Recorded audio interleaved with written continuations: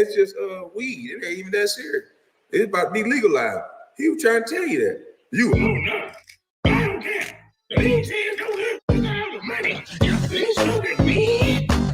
This stupid weed. Oh, no. I don't care. The league says go look for all the money. This stupid weed. This stupid weed. You would have thought that weed. You would have thought that weed. Oh, shit. They got something they can rehab right now. We're going to cancel this goddamn man. You would have thought that weed. You would have thought that weed. God damn it. God damn it. God damn it. God damn it. Go get that something and put him in rehab right now. Stay off the weed. Stay off the weed. Stay off the weed. Stay off the damn weed.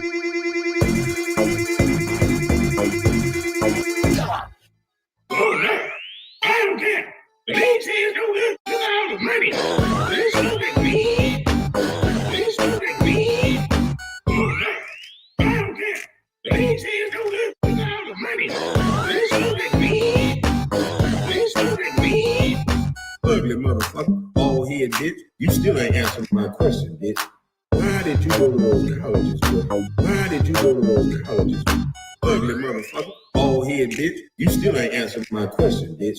Who paid you to go to them colleges? Mr. Ryan Steven Snitch. Up dancing, up dancing, up dancing, up dancing, up dancing.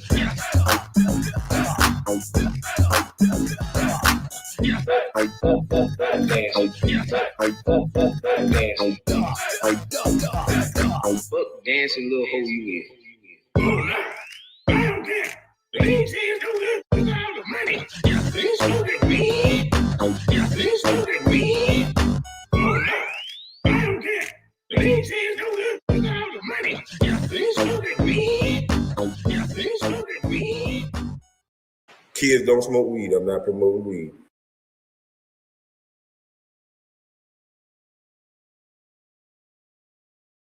Man, it's just weed. It ain't even that serious. It's about to be legalized. He was trying to tell you that. You. Oh, no. I don't care. The league says go look for all the money. You ain't never enforced no motherfucker like me, nigga. Fat titty boy.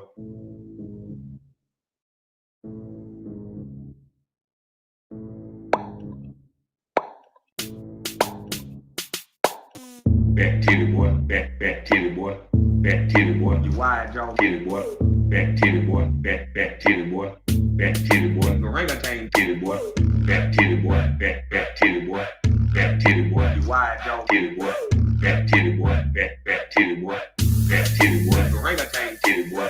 Big baby mama body, big baby mama body, big baby mama body, baby mama body. He got something brown in his hand that look like a goddamn purse. He got some sweater vest on like a blouse looking thing. Fat titty boy, fat titty boy, fat titty boy. You wide jaw titty boy, fat titty boy, fat titty boy, fat titty boy. The orangutan titty boy, fat titty boy, fat titty boy, fat titty boy. You wide jaw titty boy, fat titty boy, fat titty boy, fat titty boy. The orangutan titty boy. This nigga got dinner block back, dinner block back, dinner block back. This nigga got baby mama body, baby mama body, baby mama body. This nigga got orangutan body, orangutan body, orangutan body. This nigga got daggy titty body. That nigga lip be getting in the way when he breathe and shit. His bottom lip be, his bottom lip be, his bottom lip be folded. He folded. His bottom lip be, his bottom lip be, his bottom lip be folded. He folded. Fat titty boy, fat titty boy, fat titty boy. You wide jaw titty boy, fat titty boy, fat titty boy, fat titty boy. The orangutan titty boy. Big baby mama body, big baby mama body, big baby mama body. Innocent coat drinking motherfucker.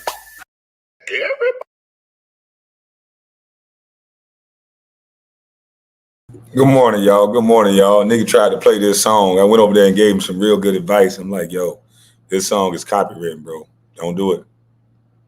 Don't do it. This song is copywritten. You're going to get slam bam. It's on TuneCore. There'll be nothing I can do. So let me play it over here because I can play my shit. Everybody got paid.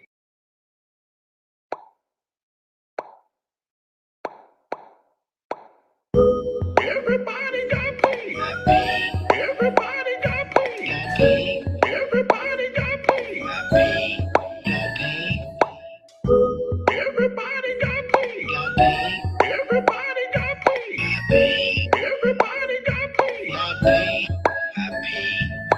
Everybody got paid. Everybody got paid. Everybody got paid. Everybody got paid. Everybody got paid. Everybody got paid. Larry got paid. Antoine got paid. Steve Blake got paid. Everybody. Jerry got paid. Everybody. Anthony Pillar got paid. People was getting paid. Sean got paid. Young Booth got paid. Antonio Daniels got paid. E-John got paid. Everybody. Juan Dixon. People was getting paid. The first people ever got paid. Got paid. Got paid. Got paid. Got paid. Got paid. Got paid. The first people ever Got paid. got paid. Got paid. Got paid. Got paid. Got paid. Got paid. Everybody got paid. Everybody got paid. Everybody got paid. Everybody got paid. Everybody got paid. Everybody got paid. Beat it up for the Georgia nigga. Everybody got paid. Everybody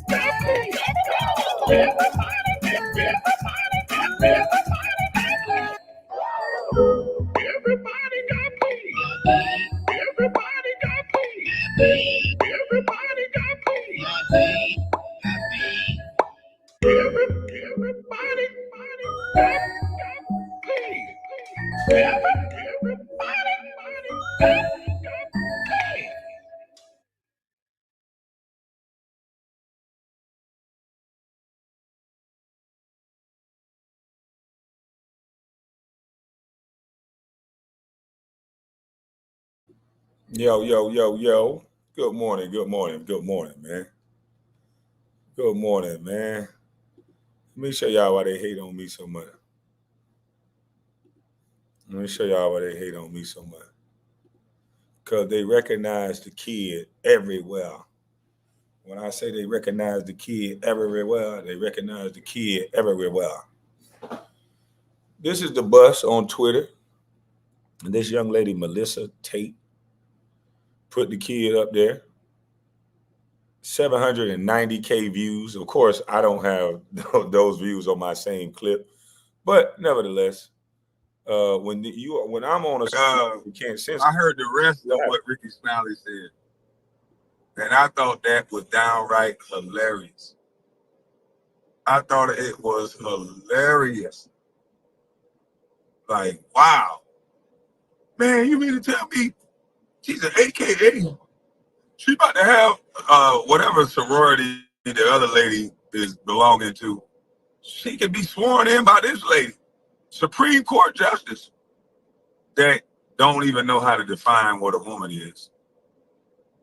So a black woman that used to be an Asian woman that gave $26 billion to Asian Americans, well, she can't do nothing directly for black people, but she did something directly for her people, which is Asian Americans. $26 billion in 2023. Yeah, she can't do nothing for she can't do nothing for black Americans, but Asian Americans can get 26 billion, not million, 26 billion in the forms of government funding and government grants, contracts. Yeah, yeah, Patty. Meanwhile, mothers and fathers can't afford groceries. And I got a video of a black woman saying exactly what you saying. She's like, what does it matter that she's an AKA? What does it matter that she about to get sworn in by some woman that was a justice woman that don't even know how to define what a woman is? What does all that stuff matter? At the grand scheme of things, she said, I got to make a decision on if I can afford groceries, enough groceries and enough gas for the week. When you talk about real situations, people are not concerned with if somebody being black or not. You're not paying nobody bills with your skin color. Kamala Harris is not going to help get your bills paid just because she's black. Inflation is at an all-time high. And when you go and look at the policy, and this is what's sad about Ricky Smiley, D.L. Hughley, Steve Harvey, is that nobody calls these gatekeepers out. Like I said, I came here to expose the go along, get along game. And Steve Harvey, Ricky Smiley, D.L. Hughley, they are definitely go along, get along game. Just think about it. They don't give you anything intelligent that they say. Steve Harvey just basically sounds like he's shucking and jiving. You know what it is. You know what's going on out here. We black out here. We can't do nothing. And Kamala Harris just sitting there like, yep, you tell them niggas. I'm not going to do nothing for them niggas. You tell them, Steve Harvey. This ain't that. This is alley-oop. What you mean alley-oop? You alley-ooping Americans to this dummy that's not going to give them anything but gave Asians $26 billion? This ain't basketball, Steve Harvey. This is politics. And politics decides people's life. Politics decide where you're going to live, how good you're going to live in that area, the rules you're going to live up under, and the school system. Everything is decided by politics. But you want us to go off of, your mama black, she can't do nothing. You know what's going on. You know what it is. Can't nobody get elected with a black agenda. So why are we voting for it? To vote for somebody that can't do nothing for us. Tell us why, Steve Harvey, that they were able to give $26 billion to the Asians in 2023. But black folks somehow, if we offer for anything, if we ask for anything, reparations, anything, we just some begging ass, crying ass, need to pull ourselves up by the bootstraps ass. Like, come on, man. I know y'all don't want to give me the credit because I'm just the right game, wrong nigga. I get it. I'm the wrong messenger. I was told, you was told I'm a bus, but a bus is right. Give the credit to Cat Williams. I don't care. But these niggas are go along, get along games. Anytime you have a man jump on TV or jump on his radio show and coerce or tell his followers to follow or unfollow black people that don't like Kamala. What if the black people was voting for Cornel West? Oh, that don't fit his narrative.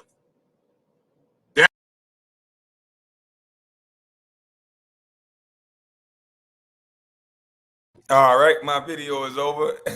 I'm in there trolling in the chat. I'm watching Keep the Change. Goddamn, talk about me every 2 seconds in this other chat. It's a shame, boy. Some of these women are sick.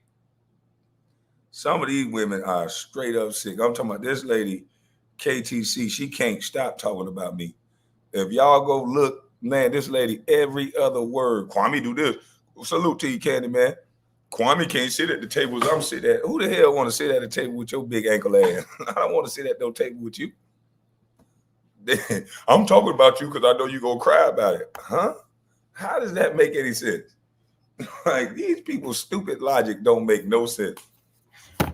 Keep the change. You say you over here for Sears, but every comment is about Kwame Brown. Oh, because I know you're going to cry. You fall for the same joke. You know I'm going to cry. I'm crying because I say you look stupid. Worried about who I'm sleeping with. He couldn't keep one baby mama. Who said that was my intent? Like, that's supposed to be the joke. You can't even keep your husband. You're divorced. So you got a lot of other stuff to be worried about. It is, I'm talking about it's 5:30, 6 o'clock in the morning. And that's what these people be on. I seen your ankles. Your ankles look just like mine. Why would I want to sit at a table with you? I like girls with smaller ankles and shit. Not big ass ankles filled with water and liquid. You know, my ankles tore up. My capsule on my ankle is big. It's just that's just what it is. The capsule is enlarged from surgery. You, ma'am, it just looked like you carrying a lot of extra baggage around. Or you work at the airport and you've been throwing bags all day, so your ankle swole up and it's busting out your shoe. But I don't know why you keep talking about me. Every time I go in a chat, everywhere I'm at, whoever's talking about me, that's who's talking about me. Keep the penny. Keep the pennies is talking about me. I just put a typo in the chat, trolling them to see who gonna say, "Oh, he's stupid," because that's their favorite pastime. I told her, ain't no motherfucking geniuses on YouTube at 6:30 in the morning talking about other men. If you a genius and you on YouTube talking about other niggas, you need to get off YouTube and go work for NASA. Yeah, them geniuses, all you geniuses, get off YouTube and go get a NASA job. It's not making sense. That's why I keep my change in a jar right there. That's exactly why I keep my change in a jar, away from the rest of the bills. You know. But this nigga Tears was up there lying again. Like, bruh, so you this stupid. Nigga don't got time to play with you. You this stupid. You don't know why Nacho came up there and asked what we got a problem with, what we doing. And here goes Sears, the biased, bald head, dirty draws, dookie draws wearing nigga that he is. He still want to keep his base, so he's gonna be biased. So he like, yeah, man, Nacho said he ain't got nothing to do with it. Wow, so this nigga definitely got something going on. Like he was trying to run with the angle, like you can talk about them, but you can't talk about me. And it's like, dude, that don't got nothing to do with nothing. The man came up there to ask, why are you putting me in thumbnails, making me look like a blood when you know I'm not that? Kwame, if you are stupid, Kwame, if you are stupid, why the F she keep your name in her mouth? I guess she makes money off of you. I don't know. I mean, if I'm going to keep saying somebody's stupid over and over again, it's going to make me look stupid to keep talking to somebody who's stupid. That's what it's going to make me look. It's going to make me look real dumb that I'm just this genius that keep talking to somebody stupid. But Tears wants to give this impression that he's some genius, smart guy when all he does is deflect. Nacho came right up there straight to the business. What we doing, man? What we got going on between me and you? What's going on between me and you? You know that bullshit you did. What I did? What I said? What you did? Man, you got the man up on the camera. You're circling his hands. You're talking about he a gang member. You're saying that he's a blood. You're saying all of us are gang members. You're putting this on YouTube. And when a man come up there and asks you, what are you doing? You got amnesia all of a sudden. Oh no, the problem between me and TJ. You don't want no problem with TJ. You just want to talk. So I don't even know why they talk to you. You are a clown. I don't know why they even wasting time talking to a clown like you. A yellow belly ahi tuna that a grown man that need a safe space to talk to somebody. A nigga that's sitting here talking about you overtalk me, but you overtalk everybody. You don't never shut up. This man never shut his mouth ever.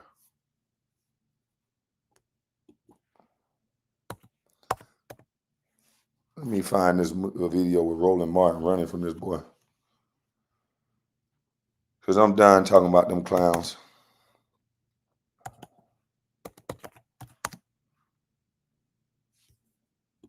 Yeah, these clowns.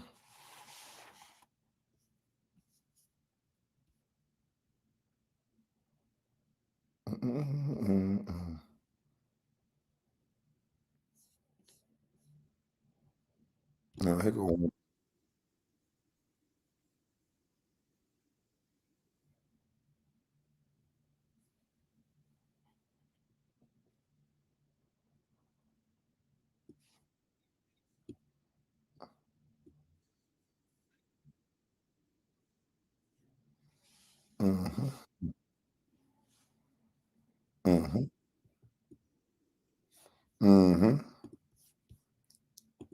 So we have a video of Roland Martin running from this young black activist named Jamal.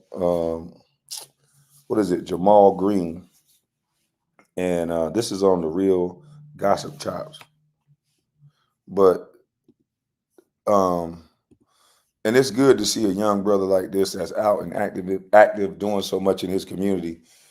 This young man is from Chicago. He has helped get some of these elites out of office. He's helped orchestrate events and protests against what's going on in Chicago. So clearly, he's not liked by the bourgeoisie. So the most educated man in the world, Roland Martin professed that he's educated, but every time you listen to him speak, especially to someone black, if he was white, we would be calling him a racist because he used the same racist tropes that white people use. They're not smart enough. They're not this. So every time a black man speaks about something that he believes in and that you can see that's not right. Hold on, y'all. Let me close this book. The very first thing that Roland Martin says to almost every black guy is he's uneducated. He's stupid. He's not smart. This is the first thing he does. He does not attack the argument. He attacks the person. He does not attack his position on why he feels what he's saying. He just attacked the person. This is the same guy who attacked King Randall. I'm going to go find that clip. King Randall just walked from, Albany, Georgia to Atlanta to raise funds for his kids. King Randall has his own school. They don't promote him like they promote LeBron. King Randall is hands-on with his kids at the school. He's not off playing basketball somewhere. He's actively teaching these kids how to change carburetors, uh, change the oil, change a tire, do things that men should know how to do, especially if they're going to be the head of their wife and the head of their household. He's teaching men how to do that. And so to have these so-called smart men, and the only thing that they do is attack young black men. And now these young black men are not standing for that no more. They're not standing for some old ass activist that's sitting here acting like he changed the world, and all they're doing is lining their pockets and going golfing with the same white people that they call racist. Roland Martin, you should see the way he acts on the golf course. See the way he acts in real life. I had a chance to observe Roland Martin in real life. He's very tongue in cheek with white people. He's very smiley, and he's very cool with the white folks. When black people say something to him, he pretty much the same attack about how you're not smart, how you're just ill-informed. Never have a conversation where you let a man talk, express his ideals, don't disrespect them for what they believe in. Because guess what, Roland Martin? You're still asking for things just like everybody else. This is the same Roland Martin that had Tiffany Henyard on his platform, and he's sitting up there soft shoeing questions with Tiffany Henyard when black people are suffering in Chicago. But he's soft shoeing questions to her like this is cool. This woman had turned that city from a city that had $5 million in their account. Now they're negative 3.2. This is a city to where the police chief just got indicted by the feds. So what does Roland Martin actually do? What is his position in life to do? Is it to keep niggas stupid? Is it to enrich himself? Because what does he actually do? He plays smart, talk aggressive and disrespectful to people, but what does he actually do? Has he donated to King Randall? Has he helped King Randall in any way? A man that's trying to help black young boys? But we're going to get into this encounter with this young brother, and then we're going to go back and show his encounter with King Randall. And we'll see if any of these so-called bourgeoisies help black people. Yesterday, you tweeted about me. You tweeted and called me dumb yesterday, right? You called me dumb. Say what you got to say right now. Say what you got. This big man that got all this mouth behind a computer is now hiding behind a woman. This guy that has a big mouth, every time he gets a mic, he has the biggest mouth. and then he's hiding behind a woman. Kwame, did you see the housing crisis in Denver about the illegal gangs taking over the people's housing? Yes, ma'am, Miss Spitfire. I already did a video about that. Good morning. Yeah, I did a video about that yesterday on my main channel. She was asking, hey, Kwame, read my message. Okay, hold on. Where's your message? Read my message, Kwame. She ain't say please or nothing. This rude. At Kwame, Jamal Green is an ass kisser. He flip-flop. Most activists in Chicago no longer deal with Jamal. Well, I don't know him like you know him, but in this particular situation, I still don't think Roland Martin should be disrespecting a man just because his position or just because his thoughts. He could have challenged his thoughts. He could have challenged what he said. And the things he said about Kamala was 100% correct. She has no history. Well, she does have history. She does have history. The history that she has is not a very good one. And you got to give us something more than she's a black woman. She's an AKA. She's going to be sworn in by a black woman on Martin Luther King Day. All of those things may be great tokens, but at the end of the day, we want $26.4 billion. Save the token. Give us $26.4 million to go out and create businesses just like you did the Asians. See, the Asians are not going to care who's in the office because that black lady gave them $26 billion, 26.4 to be exact. See, the Mexicans ain't going to care, or the illegals ain't going to care who in office because they gave them $13,000 on a card plus another $4,000 in cash. So they're not going to care. But black folks, we're not going to get anything but to be able to say that we had the first black woman in office that's not really black. And we had a black woman, a Supreme Court justice, swear them in who can't even define a woman. So now it's okay to be a woman, but when asked about being a woman and what that means, she couldn't even define it. But we're supposed to be happy with that. We don't want that. So Roland Martin and you guys that are out here disrespecting folks, I think that old regard and that right there has ran out. You guys are not going to be allowed to just walk around and feel comfortable while you're disrespecting people. At least that's not what it looks like anymore.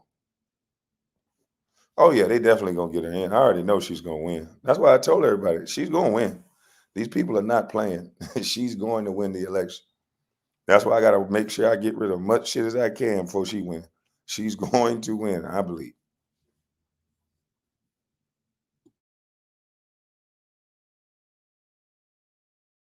Look at this dude.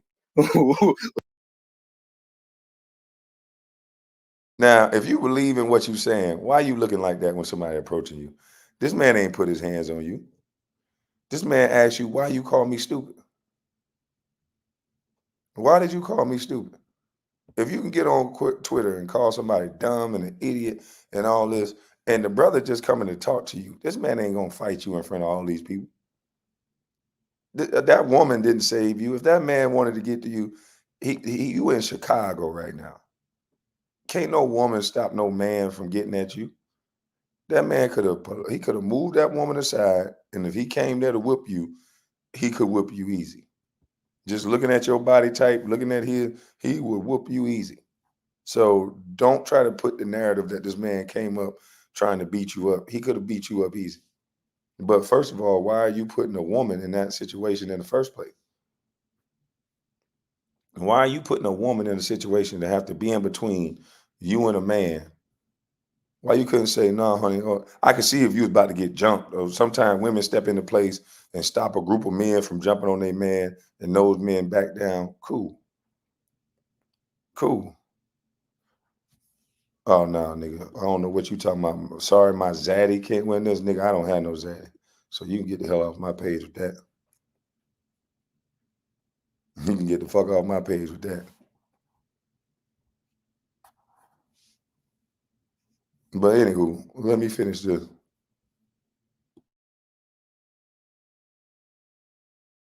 Wait till you see the. No, no, no, no.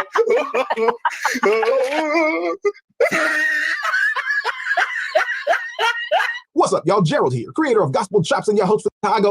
All day indigenous black crack who thinned us. Wow. Yeah, he continues. Why are you coming to my page calling me dumb and So this is what I'm talking about. He came to Jamal Green's page to call him dumb. Roland Martin, now, black educated man, came to this young man page to call him dumb, stupid, and an idiot. Yeah, this is the black community. They got these little bourgeoisie gatekeepers that go out and disrespect anybody that say something different than them. They don't come with the stats. They don't come with the data. And we're going to go over this economic plan on my other channel. I told y'all we're going to be eating rats. Y'all thought I was bullshit. Well, y'all going to be eating rats. But majority of the people are going to be eating rats. You're going to be eating cats, anything you can find. Watch. Because you're voting with your emotions and not your brain. The thing that they're proposing, matter of fact, I'll talk about it now. The thing that they're proposing, the economic plan that this woman is proposing, is the reason why the housing market went kaput in 2008. In 2008, they were giving out loans to people who could not afford the loan. They kept saying, "Oh, people need to give the opportunity to own a home. First-time homeowners, excuse me, they need to be able to buy a home." Da, da, da, da. I'm like, we've already seen this happen already. Why in the world? Like, is this a joke? Like, is this their plan for us all to own nothing and enjoy it? Because that's exactly what's going to happen. Grocery stores are going to have to close. I just seen the brother who ran up on Roland Martin in an interview with Moise Watkins, and he explained, he told him he was coming to talk to him. He is an activist in Chicago, and he running for office, an intelligent guy. Oh, yeah, I saw that interview. I'm just not going to play Moise Watkins stuff. No, hell no. I ain't going to alley-oop myself for a flag, but salute to you, Russell. But, yeah, man. Coming to somebody's Twitter, disrespecting them, and then running from them after the guy told you that I'm going to come up there.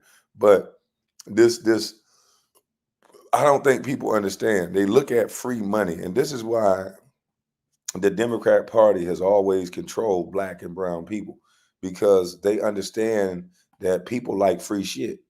So they give them something free under the guise of something free. But if they understood the streets a little more, if they understood, my brother told me, don't you never take nothing in jail from nobody. Don't never take nothing from nobody. They offer you something, you're going to be in debt to them. Don't take nothing from nobody. You don't know what debt they want, and you don't know if you're going to be able to pay it. So don't take nothing from nobody. Same thing we should do in politics. We shouldn't take nothing from them but the money and the things that they say they're going to give us. Not no money for no liability.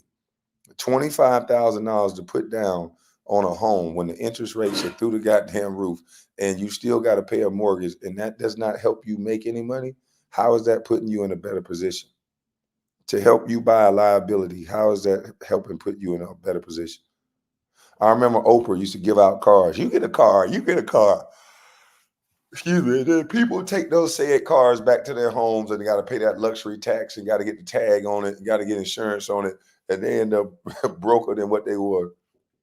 The smart people sold the car off rip, got the money out of it, and then probably created a business or go open up a Taco Bell or something, because a car is a liability. It depreciates as soon as you drive it off the lot. That doesn't advance your life. So for other groups and other races, they offer them business opportunity, and give them grant money from the government right off the rip. For black folks and brown folks, they offer them symbolism, they offer them identity politics, and they offer them a liability. We'll give you $25,000 so you can buy a house. Everybody run out and buy a house. Then when the grocery stores, the economy get bad, more restaurants close because they're going to close. More gas station close because they're going to close. Then less people are working. How do you afford the new house that you just bought? Chrysler's having layoffs. Elon Musk had a bunch of layoffs with Tesla. How are you going to afford these homes that they're giving you $25,000 for?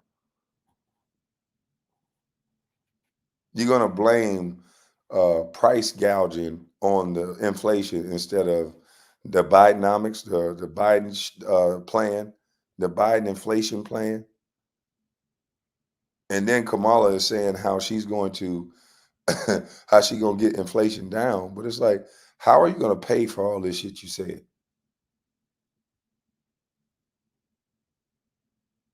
How are you going to pay for all the stuff you said? Moist Walker said he want to talk face to face, KB. Oh, Sid sounded like you got dweeb, dweeb beef. He said he know karate and be in the gym. KB, he sounded mad at you.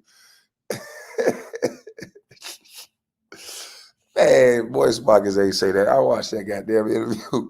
He did say he know karate, but Russell, you tripping. Oh man, let me wake all the way up. I've been up since 3:30. I just saw a video on the generals talking to the president of China crazy in the live interview. There's a rumor of a coup in China. The world is crazy. Salute to you, Tan.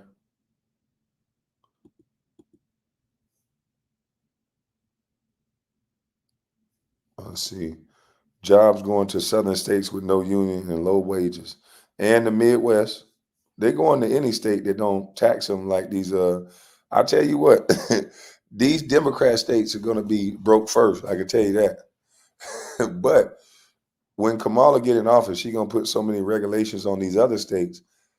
Because, I mean, I don't know. This shit is crazy. It's time to go to Wyoming.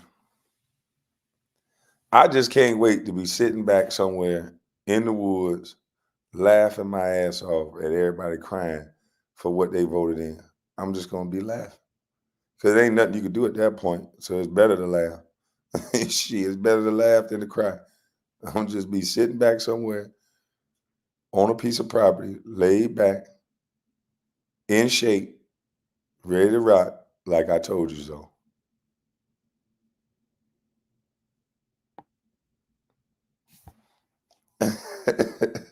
All they did was add 25,000 to each home with that proposal. I don't get it.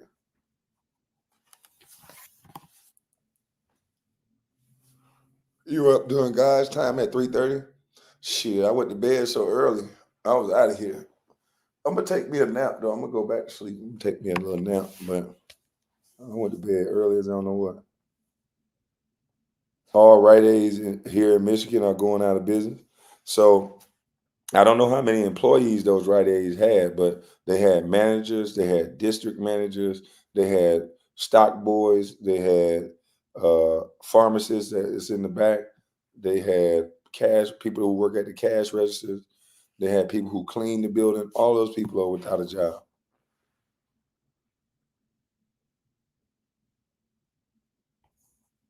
Where you got your eyes set?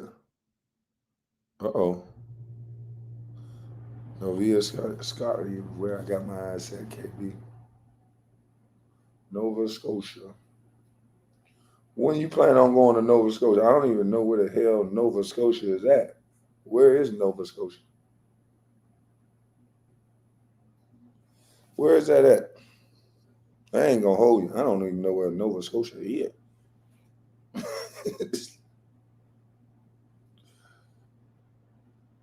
Oh, it looked like you got a Puerto Rican flag right there. So is it in Puerto Rico? Canada? Okay. Nova Scotia, Canada. Must be nice if you going over there.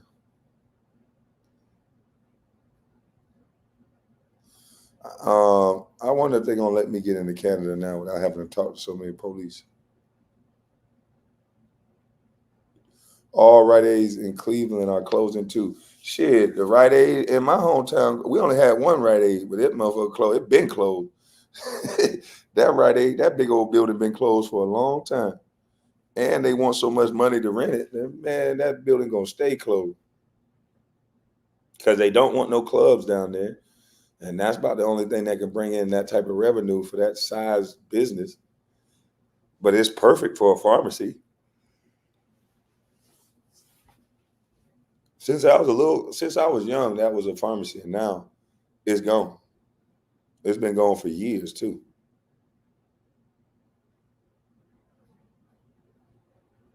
What do you say? I don't think the South. I don't think the South got Rite Aids. We just got Walgreens and CVS. No, in my hometown, we had a Rite Aid. They closed. It's closing up north too. I'm telling y'all, everything gonna be closed. Everything is going to be closed. While everybody's sitting on the internet joking and talking shit and talking about how smart they are, shit gonna be closing, and we gonna see how smart people really are.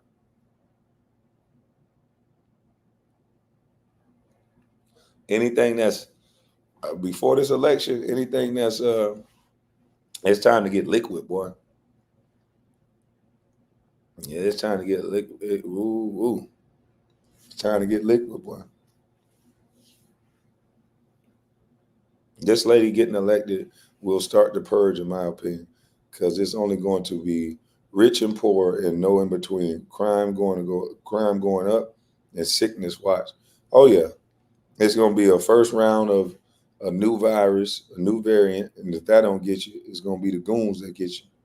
So I'm loading up on my zinc, my ashwagandha, my echinacea, my dandelion root, my soursop, and I'm staying away because I'm trying to figure out what people gonna do. SJ, what's up with it?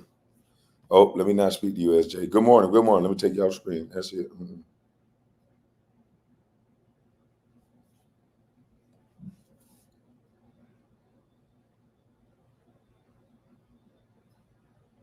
Now what?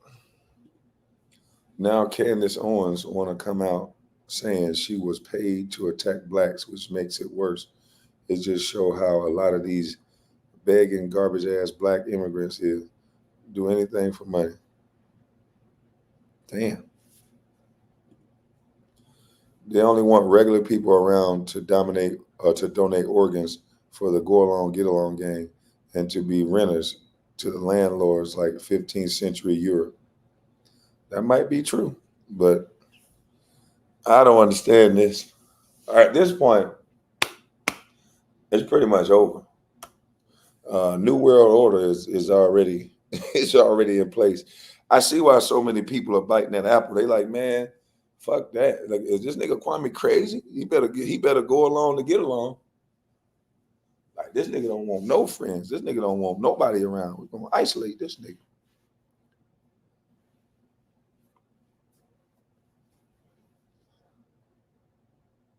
All Five Belows are closing. Man, come on, man. I know damn well the Five Belows ain't closing. Say it ain't so. Man, my daughter love that stuff.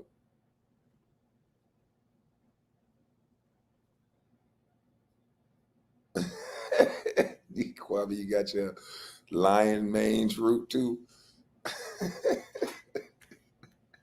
You don't say.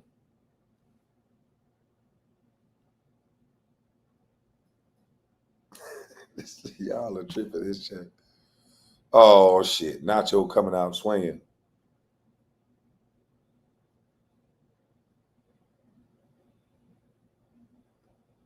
Nacho coming out swinging.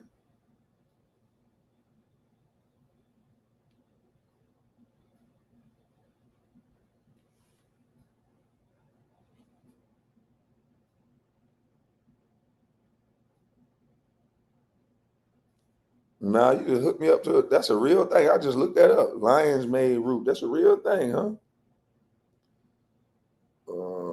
Our organic mushroom supplement made with zero grain filters. Oh man, my ears itching. Third party testing has potency lion mane mushroom oil.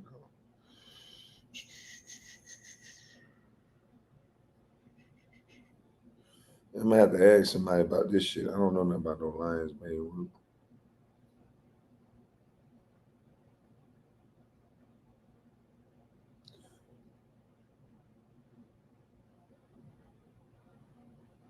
Mm-hmm. They're gonna take Candace Owens down too, Nacho. Nah, I don't know about that. She got better numbers now that she left Brexit. It's good for the nerves. So it's good for the nerves. This brother says it's good for the nerves. She made it sound like it was good for something else.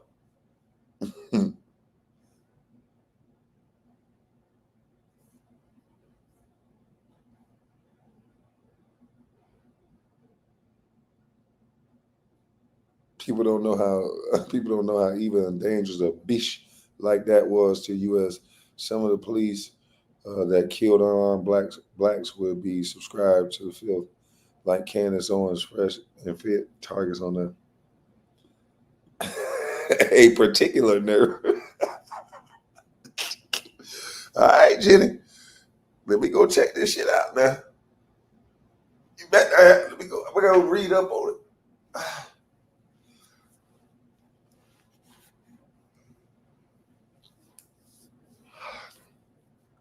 For blood flow, why would I take L-arginine and orthogonine? Arginine, or orthogonine. I don't know how to pronounce it like y'all pronounce it, but those things are for blood flow as well.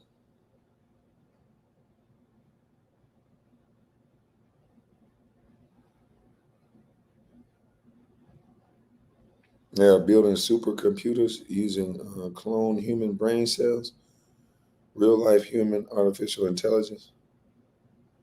Jesus Christ. Damn.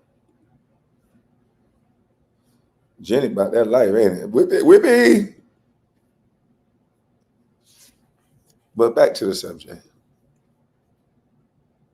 Idiot. And then when I approach you, you run. See, when these young voices speak out, seems like the old heads want to chime in. Why? Because they're trying to protect what they've built over the generations, y'all. They've been living good in the house. And it seems like there's a new generation rising up in the field. And these old folks feel like the young folks are a threat to the crumbs they've been getting off the table of Democrats for years. So this young man makes a post on his X page. And that's what I think it is too. The old regard is going to clash with the new regard, the young people, the regime, or however you want to pronounce it. But also magnesium. Oh, I already took my magnesium. I take it. I take it in the mornings. Well, no, I took my magnesium yesterday. I got to take it again today. I'll go get me some coffee, get me a little breakfast, probably avocado toast, and some fruit, and then I'll take my magnesium. Dandelion, zinc, magnesium. I got me a whole concoction I take. I take dandelion, zinc. I got a little, I can't find the real soursap stuff. I'm trying to find it. I might be able to find it today. But soursap root, orthogonine, L-orthogonine, and L-arginine, magnesium. Did I say magnesium already? And I take sea moss.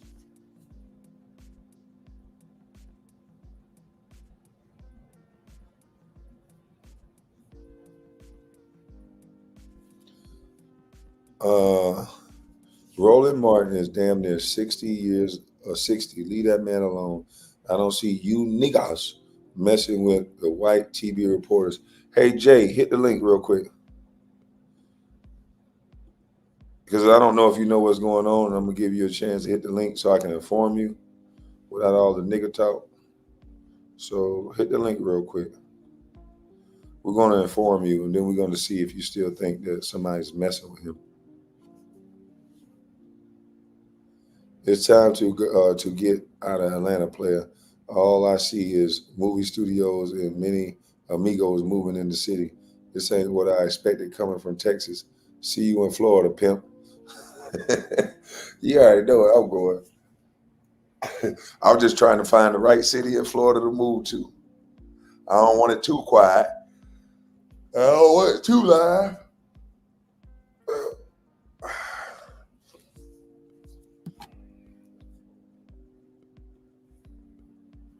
Add beet juice to your daily routine.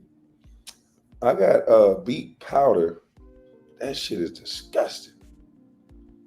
Man, I've been trying. You know what? I'm gonna take the beets in the peel form. It ain't even disgusting in the peel form. But I heard they got great. They have great benefit.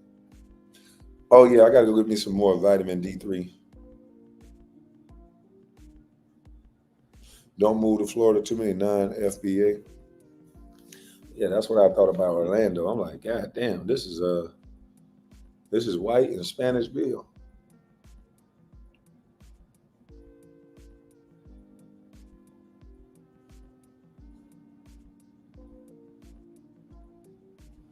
Kwame, all the rich old people are in Pensacola, chilling, riding motorcycle. Pensacola.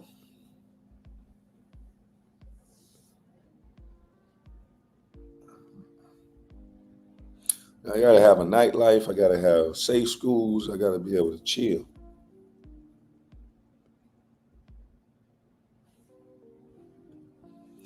So they really have Steve Kerr speaking at the Democratic National Convention. KB, you were really right when you said he's a Kerr. I told you. It's not his fault. What happened to him when he was young, seeing his father got killed, he never bounced back from that. So he has a hatred for guns.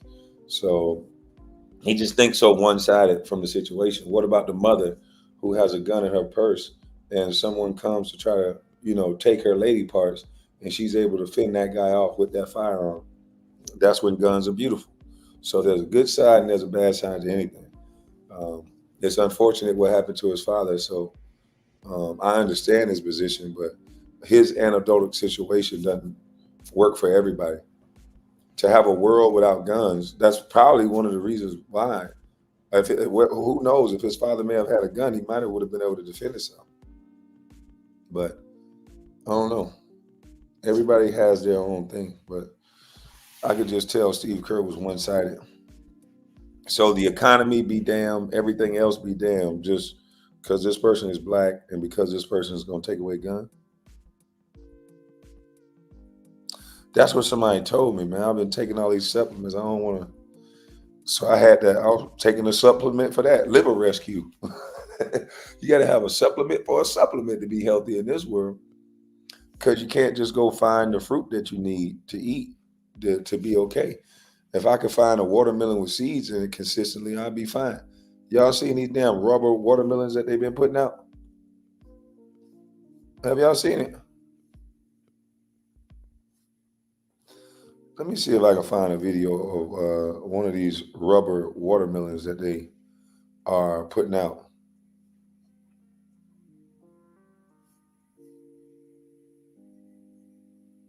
Hold on. Matter of fact, I think I got a video of it in my phone. Because they got this fruit now, I think it's all fake. I can't say for certain, but I think it's all fake. The things that I saw, they all look fake to me. And are y'all getting this damn Maylene girl that's been calling everybody? Hold on, let me see if I can enter the studio.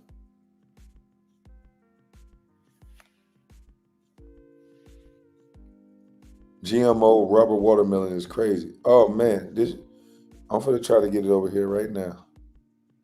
Let me see something. Cause dog, something going on.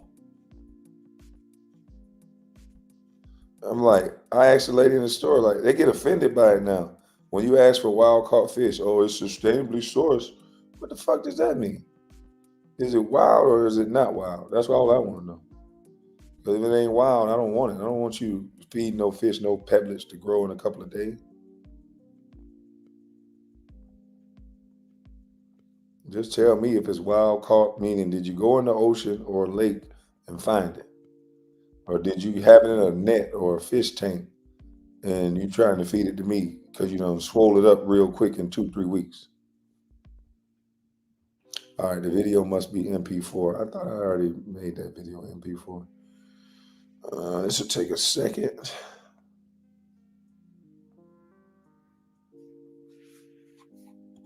Do you remember playing outside, eating plums and figs and pears and stuff all day? Man, you can eat them plums, them little dates or whatever that's on the tree. Man, you had everything with seeds in it. You could just run around the neighborhood and motherfucker tree hanging over into your yard, you or outside of their yard, go pick one of their goddamn oranges, haul that. Yeah, you had all kind of ways to eat. Now ain't no fruit nowhere in the hood. It don't nothing look good when you go to the store. Even Whole Foods, the stuff is saying a 4 on the fruit and vegetables. It's saying 4 when it's supposed to say a 9. Even Whole Foods now is selling seedless watermelons. It's like, okay, how do you grow a seedless watermelon? How did this happen? How did they confuse us to think that this is okay? We used to be able to eat a watermelon and then plant the seeds of a watermelon in a cup, let it sprout, and then plant that motherfucker in the yard and let it grow. Now you get a seedless watermelon, you eat this air-packed water juice, flavored Kool-Aid that's barely flavored, and then you gotta just throw the rinds away because it ain't nothing gonna grow.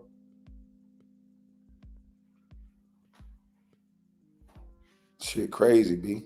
Now you don't even know if you got genetically modified seeds. You might be thinking you growing watermelon because they let you have black seeds, that a little small black seeds that grow in the watermelon, but we don't even know if the seeds that they have is not GMO, genetically modified seeds. That's why I say we're gonna be starving soon. Yeah, we're gonna be hungry than a motherfucker soon. We're gonna be catching rats, barbecuing them motherfucker like it's steak. Motherfucker, hey man, you had that new rat mignon. Chinese people already done beat us to it. They already know how to eat their rat.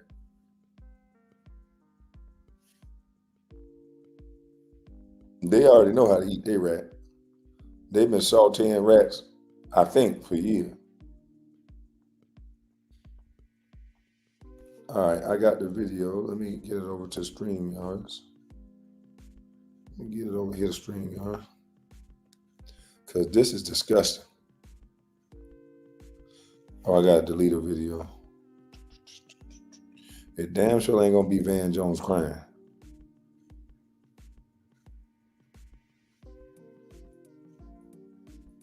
I don't know what this is. Most inherent difference. Oh, that lady that don't know what a black lady is. I mean,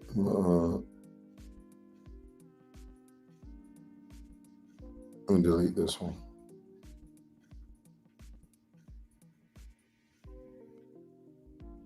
Let me add this one. Yeah, we're gonna be eating rats. You're gonna be telling them dogs, go out there and catch me a rat. Get him, get him. And then when them little small dogs catch them rats, niggas gonna be filleting them rats.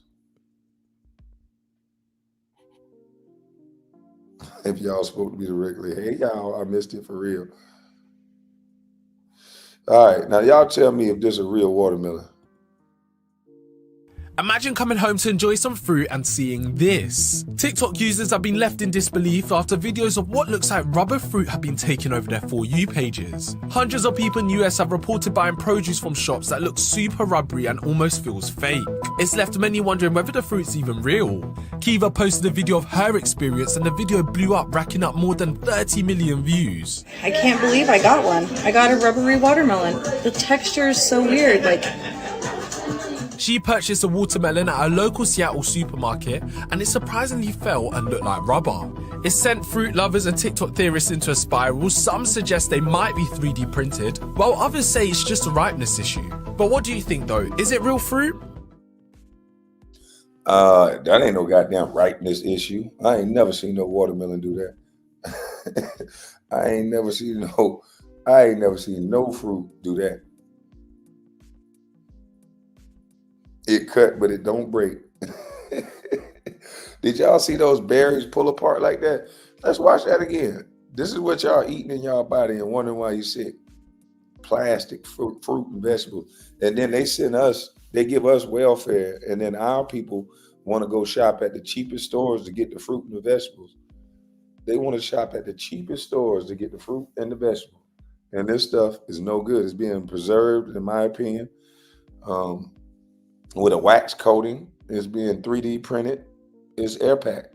There's no seedless food. It never made sense to me. I don't eat seedless grapes. I don't eat seedless, none of that stuff.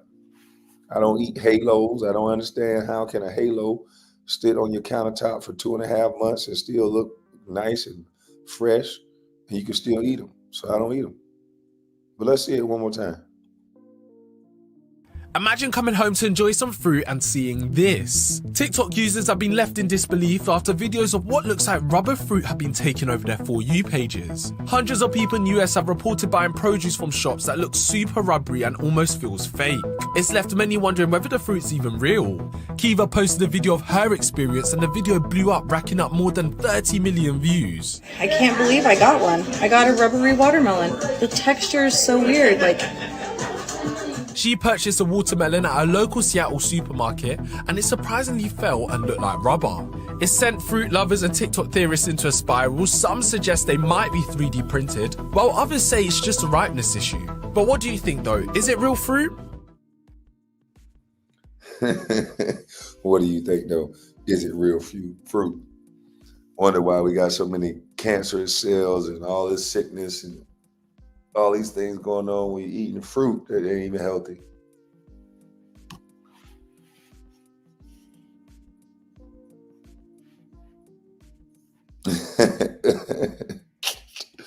Yep.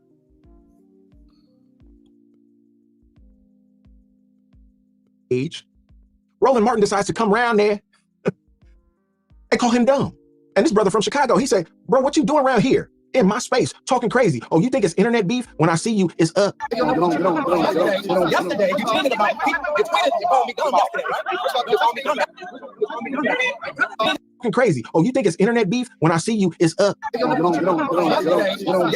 you tweeted about people. You called me dumb yesterday, right? You called me dumb. Yesterday, you tweeted. It's internet beef. When I see you, it's up. Yesterday, you tweeted about people. You tweeted.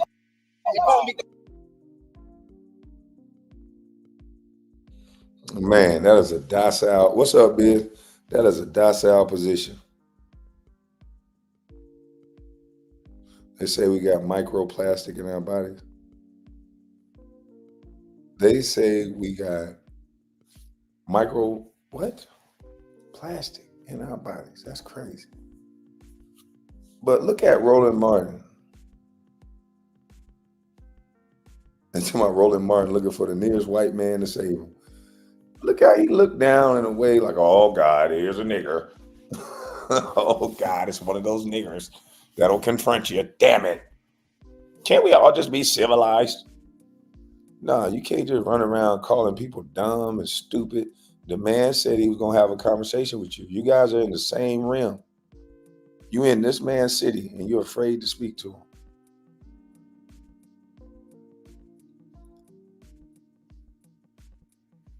Juwan Brown, Kawan Brown, how you feeling, my black brother? I feel amazing. Boule Martin, man, this young lady got more heart than him. Is that his wife? Because the brother didn't swing at him and nothing. He said, you called me dumb the other day. And the way the brother explained it, I might play the audio because he explained this. He went on Boyce Watkins and explained everything he was talking about. And he said, no, this man just ran from me. I approached him 3, maybe 4 times trying to have a conversation with this man. And this man kept telling me to hold on, wait a minute, hold on, wait a minute. He said, y'all saw when I got fed up and came up to him like, nah, you call me dumb. You're not going to keep running from this conversation. So let me play this part. I might go over to Boyce Watkins' page and play the audio so I don't get clapped. Dumb yesterday, right? You called me dumb. Say what you got to say right now. Say what you got to say. Look at this dude. Wait till you see the.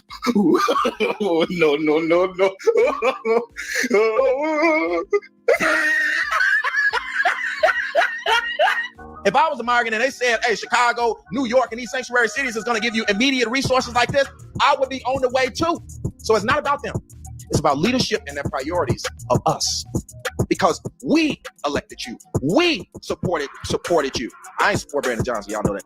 But some of y'all did. But the reality is that y'all supported these leaders. And these leaders are supposed to be working for you. Those folks can't vote. Those folks don't pay taxes. Those folks ain't have ancestors here. Those folks ain't never been to America. You elected these people. You pay taxes. You pay property taxes. You pay income taxes. You elected these politicians to work for you and your children. And the fact that they will leave you to starve. They will leave you to starve even if you're a veteran. They won't care if your children is running these streets because they ain't got nowhere to go. They don't care if you are out there and sleeping in cardboard. Ain't no team gonna come and ask you if you want to go come to a shelter, give you 6 months of free rent. But yet they can do that for very people who are not citizens. Should be a slap in the face to all of the folks who pour into this country each and every day. Now, that's not a Republican stance. That's not a Make America Great Again stance. That's not a Donald Trump stance. That is a common sense American stance. Now, we don't advocate violence on this channel unless, of course, it is in self-defense and is covered by your Second Amendment right.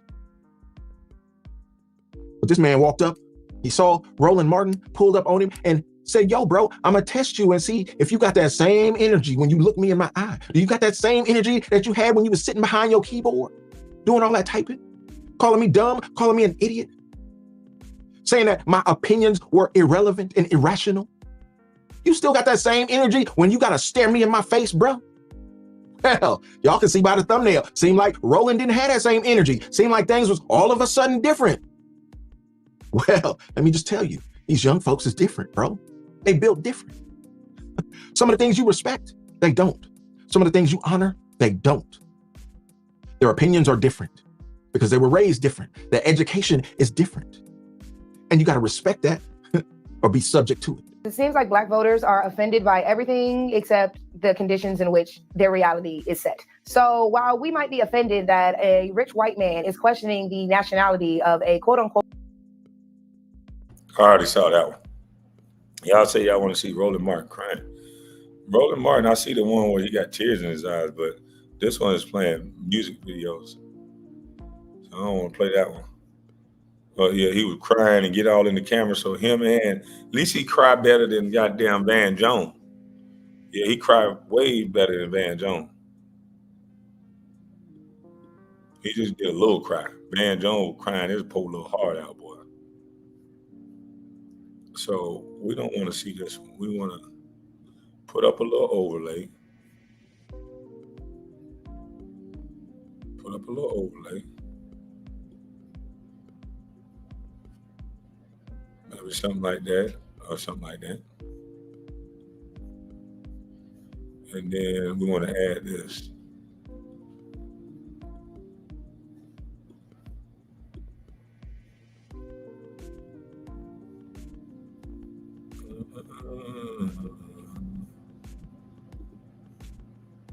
All right. Now y'all can see the brother talking. And we can play the video. Actually paid him a little visit at a DNC event. Let's just start from the top, man. So what's going on with Roland? What happened? Well, this was unprovoked. Let me first say that Roland has spotlighted me on his show for some of the work that I've done throughout the years. I remember a clip when I announced for mayor, and he put up a clip on his show. He talked about basically spotlighting me in a good light. And I think what's happening right now is that Roland is not liking independent voices who are being critical, saying that Black people deserve more from both sides. Right? I'm not a Democrat or Republican. I'm independent, and so when I speak, I say, man, this.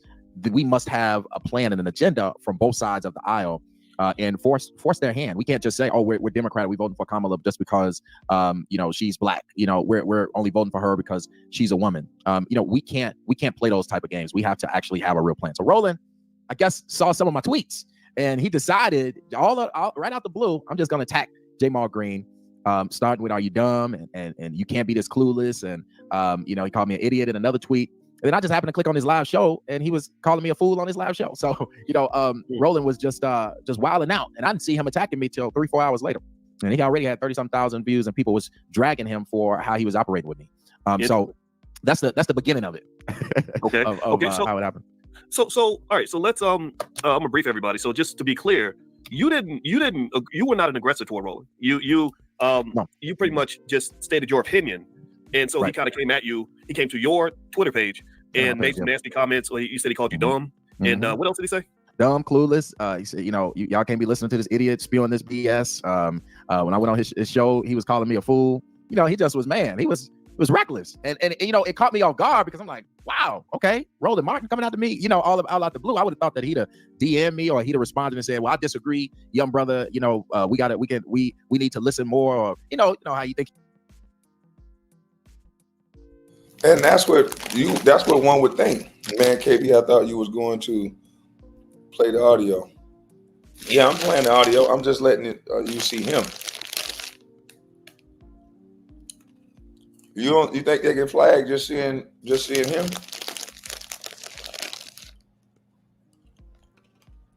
I don't know if he can flag me just seeing him.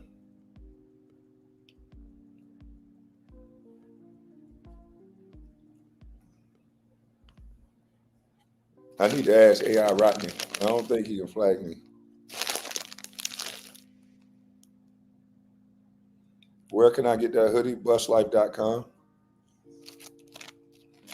Somebody put in the chat, bustlife.com. That's where you can get that hoodie.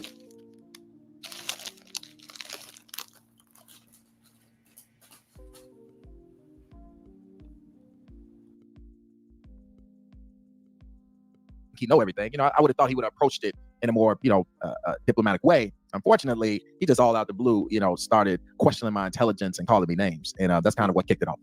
Interesting. Okay, so I actually put a clip of the interaction you and Roland had, and I want to ask you about that, just in terms of what was going on with me, because I watched the video, I listened to what you had to say, I listened to, actually there was a group of people in the Twitter space that were kind of going back and forth about it, and they had different opinions, right? Yep. And I'm gonna ask you about all of that because you and I talked earlier, and I want everybody to know I was impressed with you. You know that it was the first time you and I had ever spoken, and what impressed me is that you're not just a Twitter gangster. You really are out doing the work. Yep. And also you've really done a lot of things in the community that give you a certain amount of credibility to even have this perspective. And I think everybody should know that.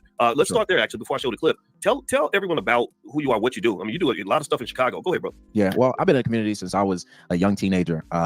Whether it was being the Put the Guns Down ambassador for the city of Chicago, all the different very quick policies that we were leading, bringing thousands of people throughout the city each and every day together to fight against the injustices of our city. Whether it was not just leading different cases, but actually pouring back into the community. When George Floyd riots happened and those Black businesses throughout the city were looted because the mayor raised the bridges and prevented them from coming downtown. We raised $250,000 and gave it out within 5 days to get businesses back open. Also, our company, Generational Green, where we teach folks. And so this is why you got to be careful as an elder, talking about these young cats that you don't really know what they're doing and being disrespectful. This man is boots on the ground, helping out. And whether you agree with him or not, he's there in support of his city. And anybody who's there in support of their city in a real way and not just being funded to do so like a lot of these other people are. A lot of these other people are funded activists. They don't got to risk their lives. They're not activists. Back in the day were shot at, firebombed, sent to prison, all of these things that an activist that we would know would get. Some of them were killed, or mostly all of them were killed. But these new age activists, they can shout in white people's face. They can curse the police out. I mean, these are like superhero activists. Don't nothing ever happen to them. They get to hang around white people. They're rich. Like this is the best time to be an activist, I guess, as long as you're leading your people astray, is what it seemed like. It says, I don't trust Moise Watkins. He's an emotional little fella, especially since you don't have uncolored boss over you. I would do it on 2.0 just to be safe, boss. This is 2.0. I appreciate you, Russell. We on 2.0 right now. Yeah, this is 2.0, and I'm doing it under fair use. I got music playing. I'm stopping the video. This is not to take over this man's content. This is Moise Watkins' original content. But I'm doing this under fair use, giving my commentary over it and my reaction. Yep, that's all I'm doing. News and reviews.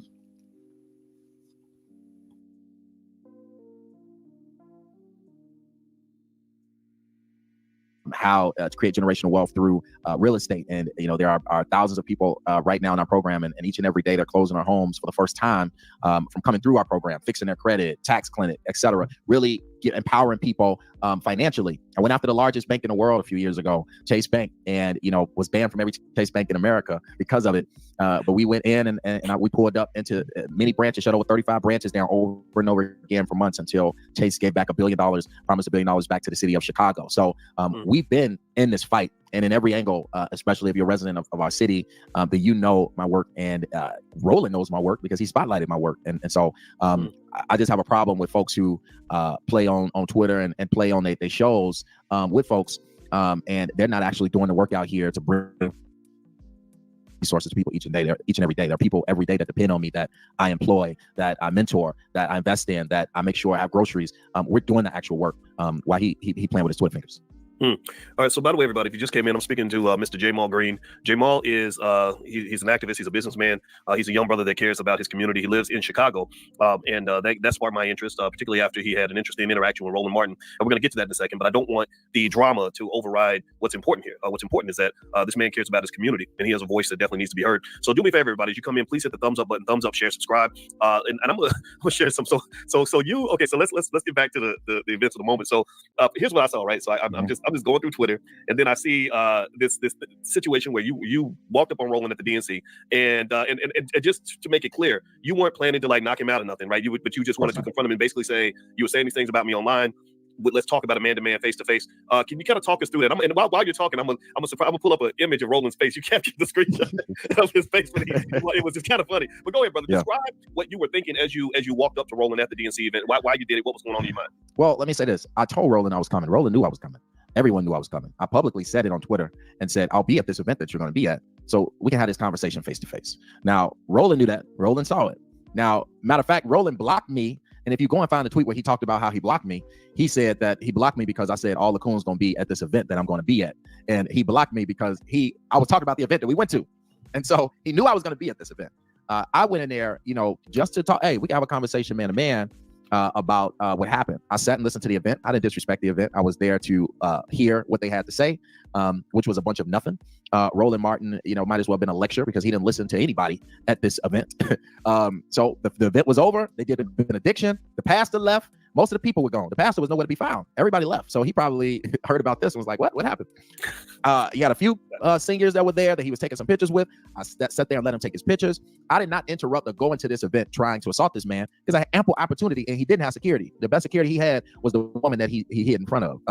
And so he hid behind rather. So, I waited. He kept saying, wait a sec, or no, give me a sec. And he basically was scared trying to run. And he didn't want to have a conversation with me. And this shows that he's a grown child, because only a grown child is going to attack. Whoa, he said that man was hiding behind a woman, and he's a grown child. That's what a lot of these men are. Don't touch me. Don't look at me. Don't touch me. It's like, okay, what happens when somebody do touch you, though? All right. You can't just go out disrespecting people. I can see I would be on Roland Martin's side if this was just him giving his opinion on somebody. He went to somebody's Twitter page saying for people to don't listen to this stupid idiot. He's a dummy. You ain't wait to have a conversation and say, you know what, based on the conversation I had with you, I think you're an idiot. A nigga can accept that. But just trying to incite the crowd against people, using your platform and your audience against people in this way, that's stupid. That's stupid. The man didn't even touch you. He was just talking. You are a grown child if you're hiding behind a woman. You approach me, I'm not going to be hiding behind a woman. What if you throw a punch? You might punch this woman out. So if you're going to punch anybody, I'd rather it be me. I'm not saying I'm trying to get it on with you, but the last thing I want to be doing is hiding behind a woman. Not with just no one man. Hey, step to the side. Let me talk to this guy. He says he just wants to talk. We're in a room full of people. I'm not that afraid to have a conversation with you. I'm not going off with you by ourselves. If he was scared for his safety, Don't go off by yourself with him. But in this room full of people, that this guy waited to the end of the convention, because I thought he just ran up on him in the middle of the rally. That's the way they putting it out. Like he just ran up on him out of control, trying to beat him up. So it's good to hear this brother's side of the story. No, I waited for everything to be over. And after everything was over, I approached him to try to have a conversation about what he said. He's trying to make a scene like I'm trying to be an aggressor. And they got the soundbite, they got the look that they wanted. They made this man look like the angry, out of control black guy. And that's what a lot of them do. They throw rocks and then hide their hand. They disrespect you. And then when you come back, oh my God, let me block him. He's not like us. That's crazy. The man just wanted to talk to you, Roland. Find out why you're calling him stupid and dumb instead of challenging what he said. Yeah, he waited. They made it look like on video that in the middle of a rally, and I would have said, I would be like, dog, that was a bad move. Man trying to enjoy a rally. You don't interrupt somebody while they trying to enjoy a rally. Nigga ain't trying to talk to you. Don't run up on me while I'm trying to enjoy a rally or eat. Don't run up on me like that. So I could understand that. But if I said something about you and I came out of nowhere and said something about you, the rally is over with, and you want to talk to me about what I said, we can have a conversation about what I said. If I said you were stupid and you don't believe that you're stupid, but I believe that you're stupid, I would tell you right to your face, I think you're stupid and here's why.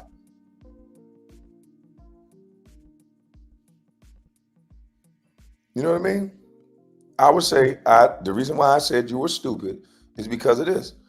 I'm not going to say, you're not going to ask me why you say I was stupid and then I'm going to be afraid to tell you. No, I think you're stupid because you said X, Y, and Z.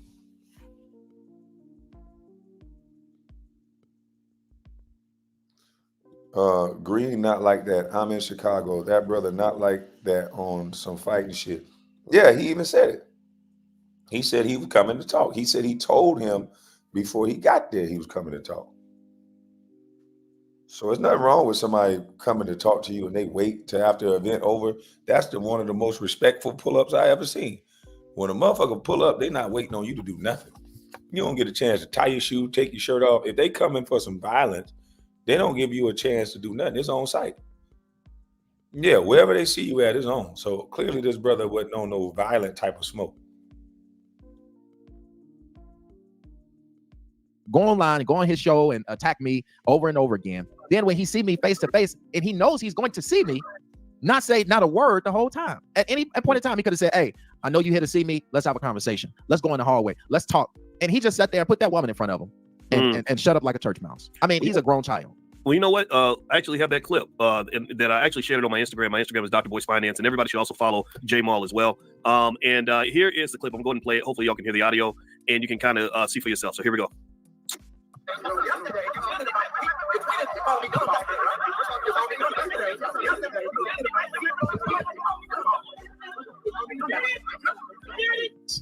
Okay, now what I also shared, and again, I put this up on my Instagram. If everybody wants to check it out, it's also on Jamal's page on Twitter. So let me ask you this. So you were basically referencing what he said on Twitter yesterday. Let me ask you this, Jamal. So if, let's say Roland did man up and didn't, the lady didn't call security and all that, and he said, okay, well, let's talk about it. What would that conversation have looked like? What conversation were you looking for in that moment? Well, it depends on how he wanted to operate. I wasn't trying to fight him in there. The conversation is, he could have easily de-escalated this situation and said, man, hey, I know I said some of these things on Twitter and on my show. I felt that you was wrong when you was criticizing Kamala's plan or whatever he had to say. And we could have had that conversation and we could have been done with it. You get what I'm saying? And we don't have to like each other. But I think that he needs to understand that you can't utilize your platform to just be targeting people and attacking them with the verbiage that he's using, because he could have easily said, man, I disagree with you because of X, Y, and Z, or come on my show and debate me or anything else. He's too old to be sitting on his platform finding people to attack, because I didn't come for him and I never mentioned him. And so for him to come on my platform and, Yeah, he was all up in his face. And that's why I was like, damn, he finna whoop Roland Martin. I'm wondering what's going on. And then when I saw this video, it gives it a little more context, because it's like, I told you I was coming to talk to you. I'm here to talk to you. I done waited for this whole rally that he said that they said a whole bunch of nothing.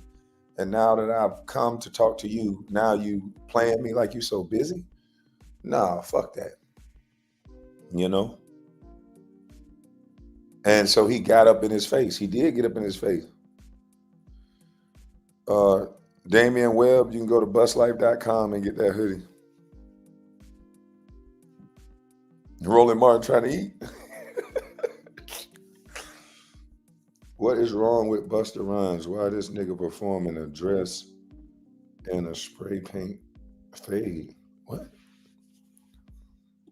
Easy did it. What the hell you talking about? Oh, I must be missing something. Busta Rhymes in a dress.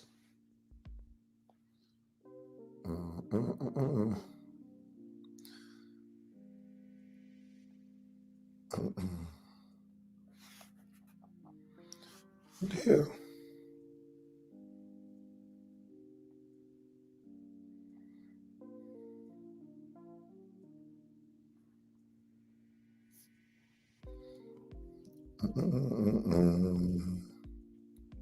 Oh, the doo-dah day. Oh, the doo-dah day. Oh, the doo-dah day. I gotta continue as I gotta sign back up for TikTok. TikTok would like to access your camera. Hell no, y'all can't have my camera. What the fuck?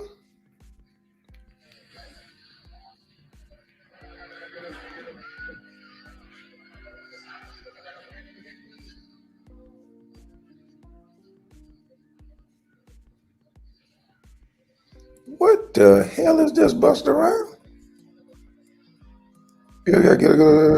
What in the fuck?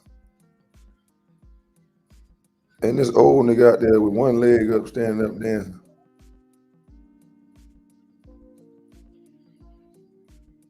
What the? Is this real? Man, how y'all know this ain't one of them holographic things, man? How y'all know that? Man, y'all don't know if this real or not. Come on, dog. Damn, Busta Bus, not Busta Rhymes. It make the whole term bus a bus a little weird now.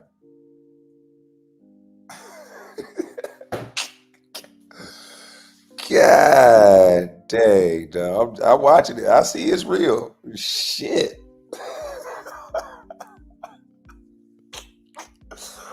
Oh my Jesus. Man, holy moly donut shop.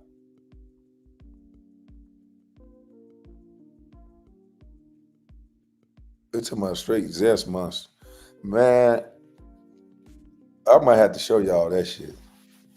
I ain't gonna play the audio, but man, that's crazy. Shit.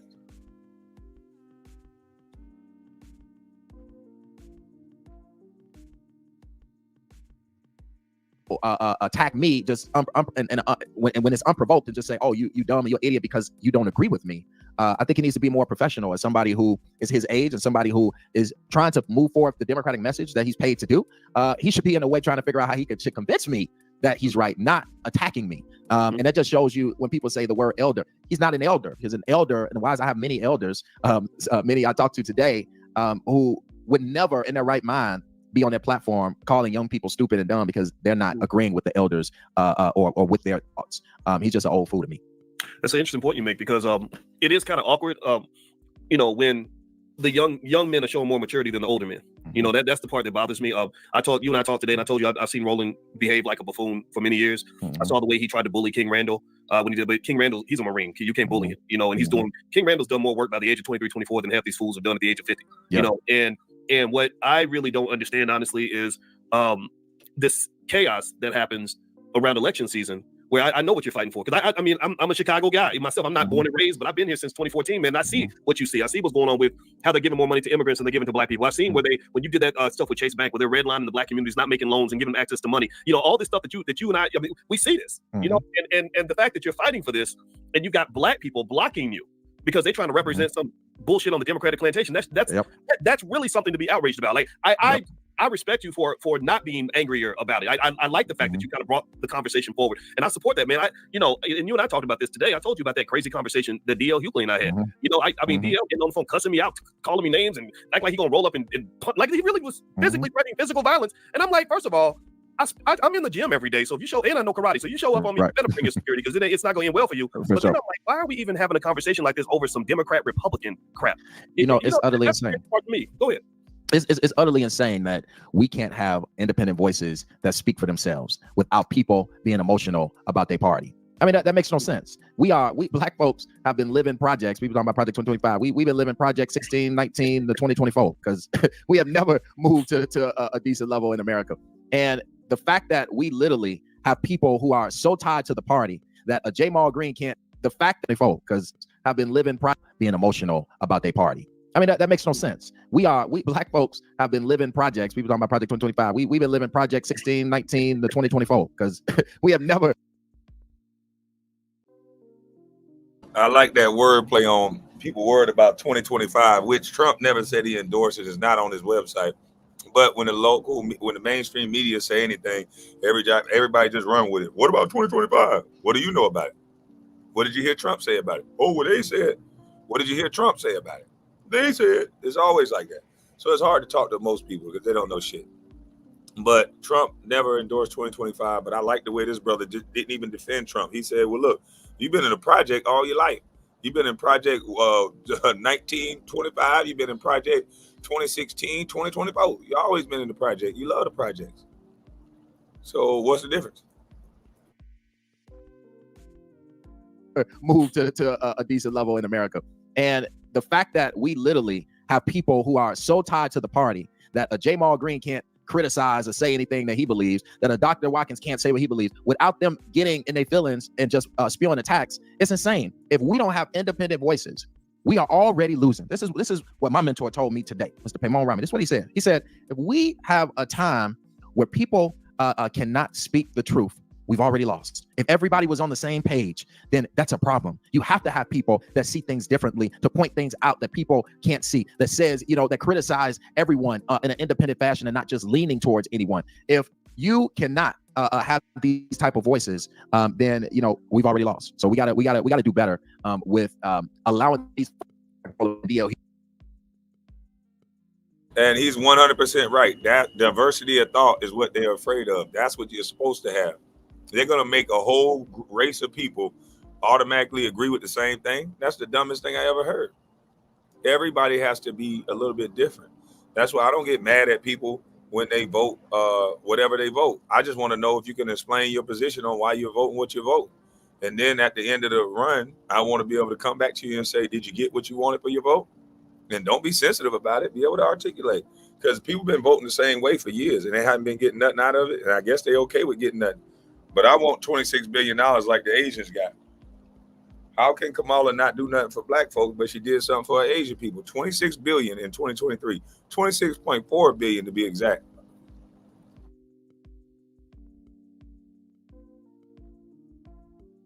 Hughley and Ricky Smiley and all these fools who get mad at folks for being critical because we want to see more, because we know that we deserve more. That's not a problem for voices to demand more for their people. We should be doing that. So let me ask you this, Jamal. How often do you get called a Trump supporter because you don't line up and vote for the Democrats? You get a lot of those. Of course, you get a lot of those. And that's why I did a video and I said, listen, this is not a Trump response. This is a common sense response. See, here's the thing. It gets less and less because the very people in these communities understand where I'm coming from because they see it. They walk out their door and they see how much migrants are getting, and they can't even pay their rent. They walk out their door and they can barely eat. And they see how the city is not bringing forth them resources. So when I speak, a lot of those folks in the communities understand and they feel me. So they're not saying I'm a Trump supporter. They're saying, no, this is common sense because I'm experiencing these issues right now. And I think that that's what's important. Man, shout out to the people from Chicago that's rallying behind this brother, that's understanding that you don't got to call him a Trump supporter just because he can recognize that the policies, that is a Democrat stronghold. And for him to recognize that those policies are not suitable for the citizens in Chicago, the constituents in Chicago, they voted those people in. Lori Lightfoot, now this Mayor Jennings or Brandon, whatever his name is, he's horrible. You got all these people that are sending money to the migrants and giving money to the migrants and overlooking the people who voted them in. So he's right. They can see the conditions that they're living in. When you're giving away that much money to other people, nobody don't care nothing about you throwing Trump in front of that. They can see it.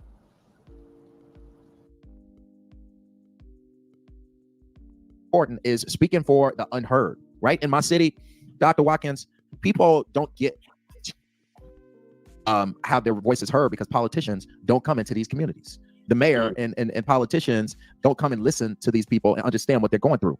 And a lot of the people in power, like the mayor, are not from these communities, so they don't understand, are not as passionate about these issues. I'm passionate about them because I've experienced every issue that you can name, whether it be personally or in my family. And so that's why we must always make sure that they have a voice in this political system that drowns them out and makes them discouraged from voting.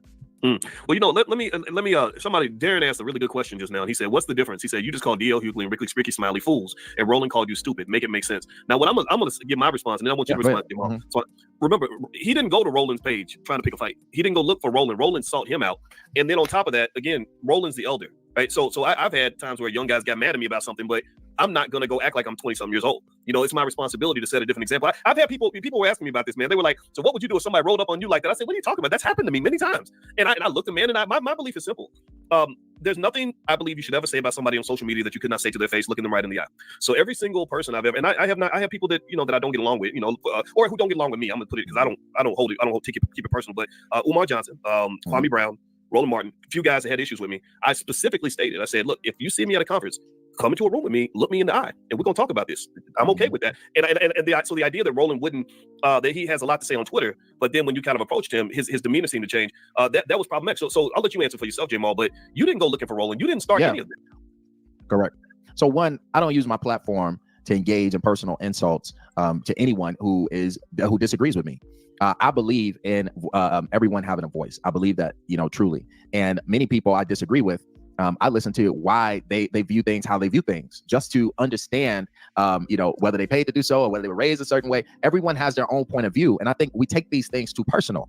This is all a political game that we have no power in, and there are folks that are far richer and far powerful that really play this game on a large level that don't even speak. You don't even know who they are. Yet we have people that are literally emotional about this game, and they don't get nothing from it but a couple dollars. Just a couple, while people are really playing billion-dollar games. We know this for real. The contractors who playing billion-dollar games with this, we sitting here fighting over a couple $1,000s that you're getting in ad money and being mad at people criticizing what you're talking about. We got to do better. I don't come for people. I leave Roland alone. I don't agree with him. I don't, and if I do say anything about anyone, it's going to be criticizing what they're saying. I'm not going to call them stupid, dumb, you this, you a fool. I'm not going to do that because that's taking this game too personal. We all can be on every side of the aisle. I got Republican friends, I got Democrat friends, I got independent friends, I got people who don't vote at all, plenty of them. And we need to be able to engage in discussion and debate. And we can do that all day and long. And we may be able to come to common ground. We may not. But that don't mean that, you know, we should be insulting each other over it. And that's what took me by shock, because Roland could have easily said, hey, I disagree with you. Come on my show and let's debate this. And what I would have said, okay, I'll do that. And I'd have been on his show and we can have a debate about the issues and not be hurling insults and seeing each other in public. Well, you know, it was interesting when I talked to you earlier today, Jamal Green. That's what I'm speaking to right now. When everybody knows his name, and I'm gonna put his social media up here. And if y'all can hit the thumbs up button, by the way, and subscribe and all that stuff, that's the goal. But there's his Twitter. Follow him on Twitter. Hey, Doc, it's JAYMAL on Twitter. Oh, my bad, man. Oh no, you fine. I'm coming right now, brother. They're gonna find me. I'm not gonna misspell the name of the king, man. You out here doing the work, and I respect that. So let me make sure I spell this man's name right. So thank you for correcting me, brother. I was thinking about JA''MAL. I know. Yeah. So that was what came to mind. But you know, one of the things that I found really interesting when you and I talked earlier is you mentioned that you I was wondering why you kept calling him Jamal. I'm about to tell you something real cool about this, brother. You ran for mayor of Chicago. Yep. At the age of 27, you ran for mayor. So in that process, first of all, I'd like to understand just what drove you to do something like that at such a young age. And then second of all, I'd like for you, if you could reflect on some things you learned about the political game, because a lot of things you understand about how the money works and the corruption and all that, you're on a different level from a lot of people. Can you talk about that a little bit? Yeah, so I'm the youngest candidate to ever run for mayor of the city of Chicago. And I think that people need to understand why that's so important. In the city of Chicago, the third largest city in this country, it is very hard to make the ballot in the city. You have to move forward. More signatures to run for mayor than you have to run for president of the United States. 12,500 signatures. So that means that you must bring at least 3 times the amount of signatures. And we had to bring over 30-some thousand signatures just to make the ballot in 90 days. And so this is a very corrupt city. And we were able to galvanize enough grassroots support to really make an impact. And we won every single debate. I had the highest approval rating in every poll. We moved forward policies that they are still into this day trying to execute. And we beat 4 sitting elected officials who were in the race. And I think that and everyone who beat me had at least $10 million, and we didn't have one. And what it did is we were able to show that the people had a voice. This person said, cite your source. Miss Spitfire, I talked about that makeup line. They got the dumbest names and stuff on it, but people are gonna be dumb, so I ain't gonna waste my time. Appreciate you, Miss Spitfire, but hopefully none of my daughters wear that shit. But who knows? They might like her too. Especially since the adults don't seem to be separating the two, saying, nah, this ain't it.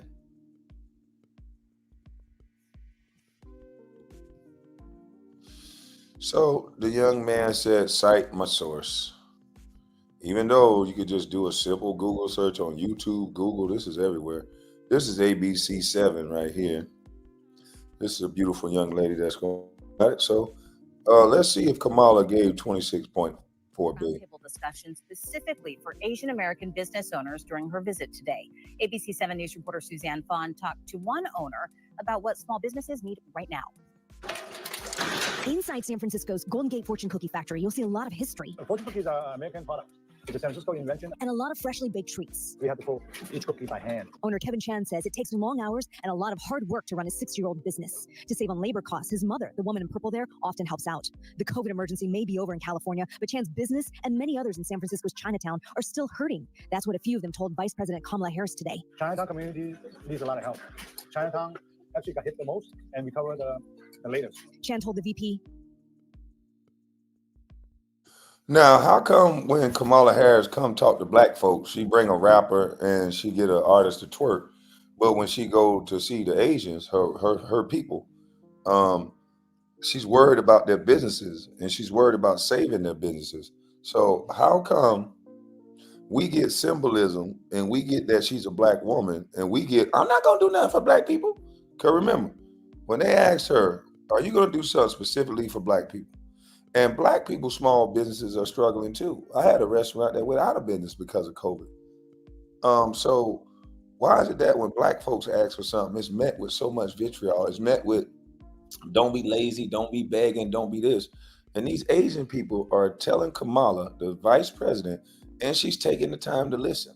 And when black people say something, she says this. So I'm not going to sit here and say I'm going to do something that's only going to benefit black people. No. So I'm not going to sit here and say I'm going to do something that's only going to benefit black people. But this bill that she passed only benefited Asians.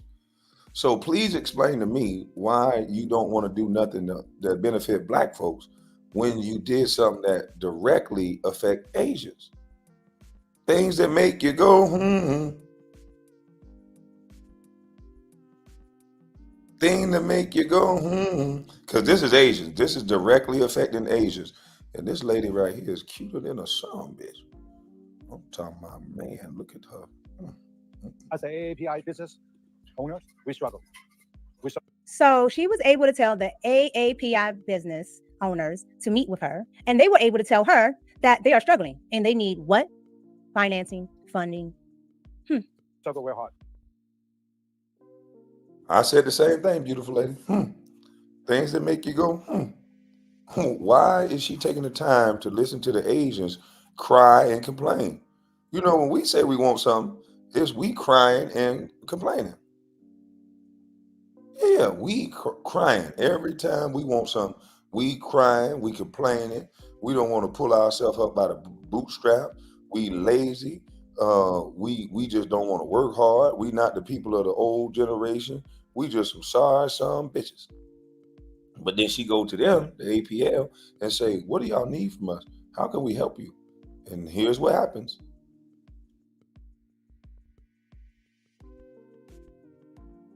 Not just inflation, not just labor. We have to face crimes. People want to visit me, and they caught up book in front of the alley here. Less than 10 seconds.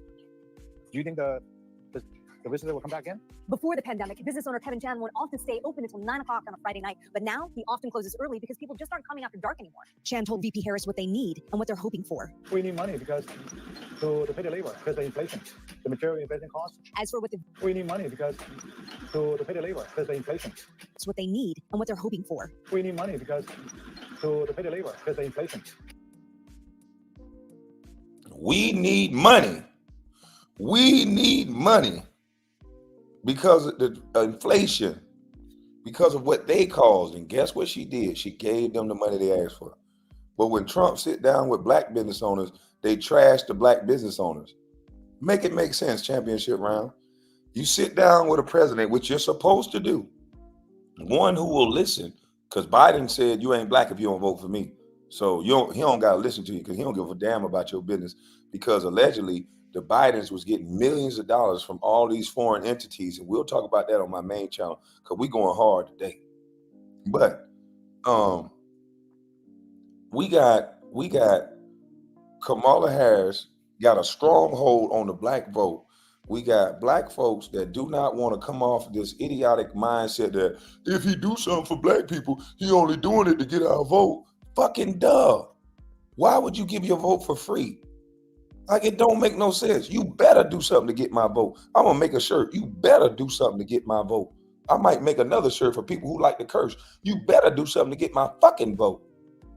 It's the most asinine thing I've ever heard. I hear black people say this stupid ass shit. I get so frustrated. I'm sorry for cursing. I wasn't cursing already. But I get so frustrated when I hear people say things like, yeah, man, shit, he only doing that to try to get our vote. He's not your neighbor. He's not your friend. Why else would he be doing that for you? Why do you think the Asians are going to vote for Kamala? They got 26.4 billion reasons. You're just giving your vote for no reason, and it don't make any sense at all. You think Kamala likes you or something. You thought Joe Biden liked you or something. And Joe Biden got the election and went in the basement somewhere and chilled out and ain't talked to neither one of you niggas. So I don't understand. What is this whole notion that it's all, I guess it's all about who we like, because y'all want to be liked by your president. You want to be liked by everybody. I don't give a fuck if you don't like me. Maybe I'm E40 cousin. E40, when you made that song, I don't give a fuck if you don't like me. You fuck if you don't like me. I understand that. Yeah, give me my 26 billion. I don't give a fuck if you don't like me. Yeah, I wouldn't care if Ricky Smiley, the president, the vice president, I wouldn't give a damn if all of them don't like me. Come down here, talk to me about my business and how it can make my business run smoother, and put some money in my pocket so I can do better at creating this American dream that y'all said we're supposed to be creating. I'm working with contractors, paying them money, creating jobs. They're able to pay their employees. So I'm helping create the American dream. Help me do that better. We black out here. Help me help the American dream. The same way you doing these Asians. $26 billion for Asians. Bet not never one of you niggas say nothing so stupid again. Talking about, shit, the only way Trump would do something for you if he trying to get you vote.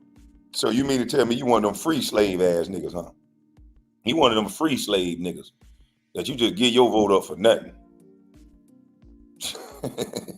I'm not one of them free slave niggas. I want my vote to count, and it better go towards what I want it to go toward. And that's business. And if you ain't doing no business, then maybe that's why you getting your vote away for nothing.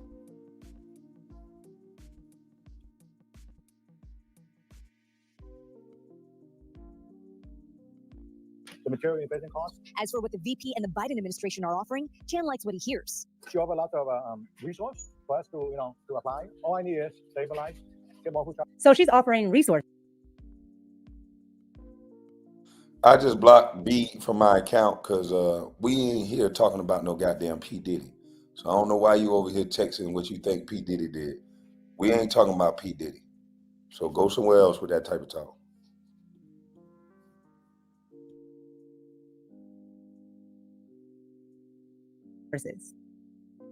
I thought she couldn't do something specific. Okay. In and stop all this Asian hate, all this hate crime around the area. Visitors are still stopping by to see Chan and his legacy business. This is my first time here. She's been here before with her mom, but she told me all about this place, so I'm pretty excited. Chan hopes visitors like what they see. These cookies are amazing. And more of them will keep coming. In San Francisco, Suzanne Fawn, ABC 7 News. Wow. So here we are talking about Kamala Harris not being able to specifically do something for Black people, the people that she's campaigning to, the people that she's campaigning on the backs of, being that she's a Black woman. But she can't do something specific for Black people, but she can do something specific again, because let's not forget the Asian.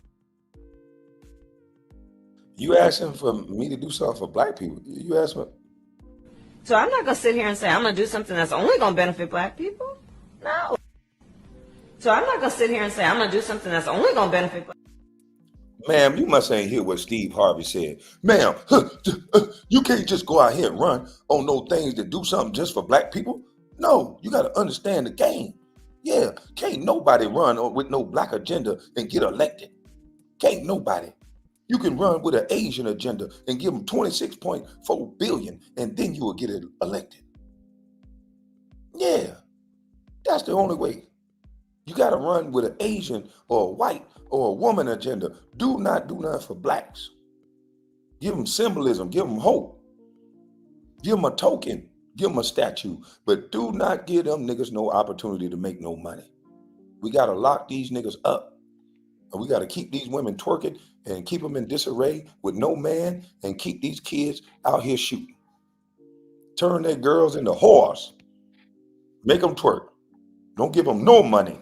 This is Kwame Lynn talking now. Kwame Lynn got 26.4 billion from Kamala, and you niggas ain't gonna get nothing.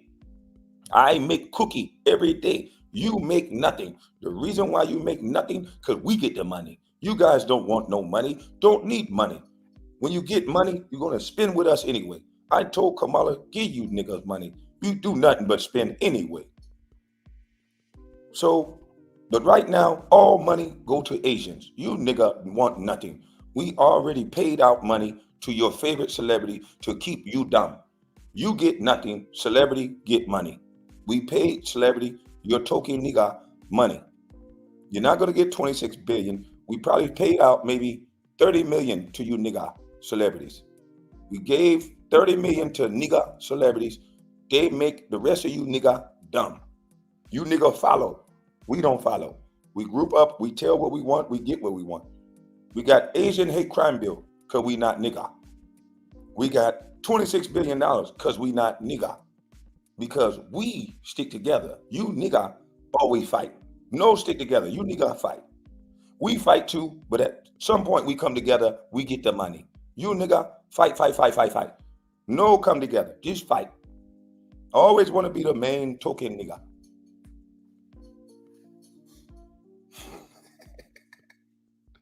They really told Kamala to hurry up and buy it. She hurried up. This is the second thing the Asians got.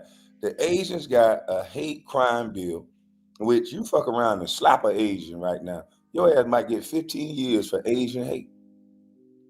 You slap a Black man, somebody might pat you on the back. Somebody might help pile on top of that nigga back and kneel him to death. Everybody ready to kick a Black man in the ass.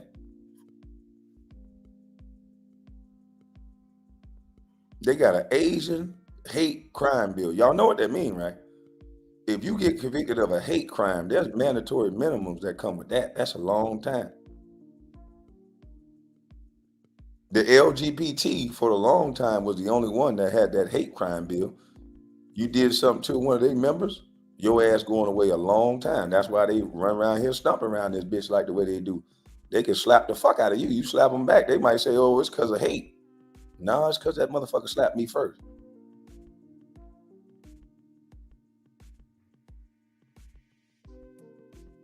I'm just saying.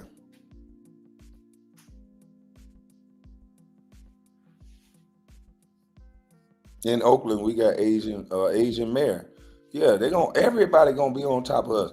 And the sad reality is Joe Biden told y'all this shit before it happened. You're gonna be answering to these illegals. They're gonna be your bosses. He said this. They're gonna be your bosses. An enhanced penalty will be applied to your charge. Absolutely.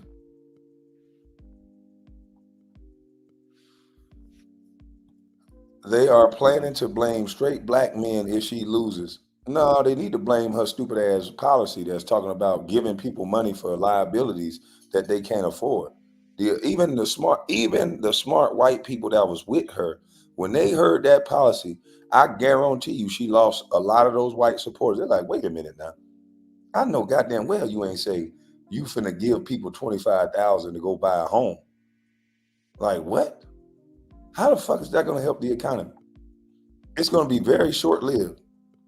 You're gonna have people buying things, getting in the houses, and then boom, everything's gonna go to kaput. There's too many sanctions on American businesses. Her economic plan, they don't like her economic plan.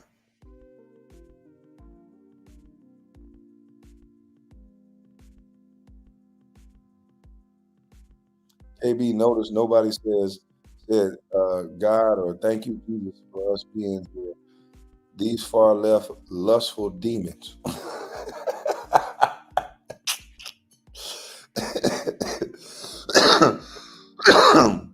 Man, once they control the prices of the restaurant, the grocery stores and these restaurants, they're gonna go to Kroger and say, Kroger, your 1-2% is too high. I want you to take it down to 50%, 15%. I mean, not 1-2%. I want you to have a 0.5%. And I want you to make $1 on each purchase. Kroger gonna close. There's only gonna be a Kroger in Mexico. Kroger is about to be out of business. Like, this shit is crazy. This must be some type of master plan. I need to get me 2 of those containers and build me an underground bunker. Cause boy, we gonna need it. We gonna fucking need it.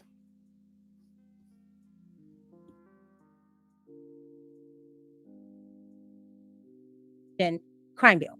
So she can do something specific again, like allocate funds and actually go meet with those people in that community and actually sit down and say, here is what I plan to give you, a specific plan.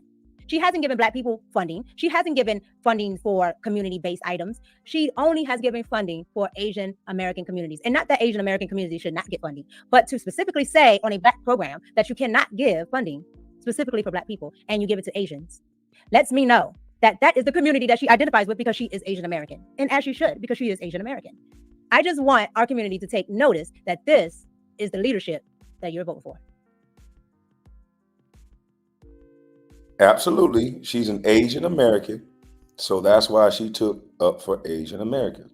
So whoever the young man was or the young lady that says cite your source, go to ABC News, go to Fox News. Everyone knows she did it. It's all over the news publications. Even the Asians said they told her what they wanted.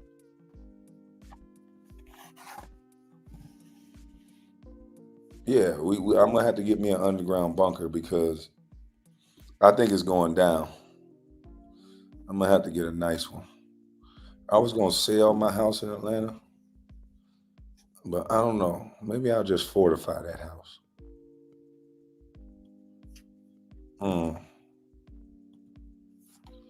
We're gonna see. Got high hopes for you, nigga. We gonna see.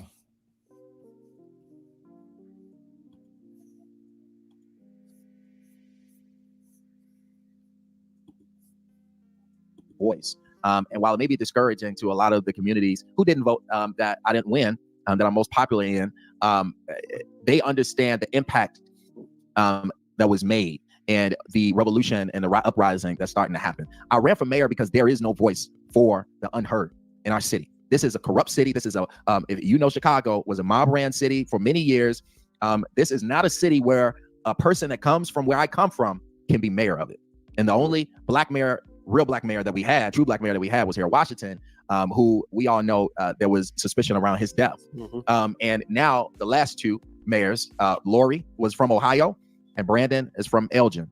And neither one of them have ever been raised or frequented the communities of Chicago. They were both outsiders who came into the city to become mayor. So there's never we've never really had a long-term or just, even a mayor for 5 years who actually was from our neighborhoods. And I think that it was important to make sure there was a voice in this race that actually knew the actual issues, that was good on policy, that understood finance, and understood how to empower the people. And we ran an amazing campaign that garnered.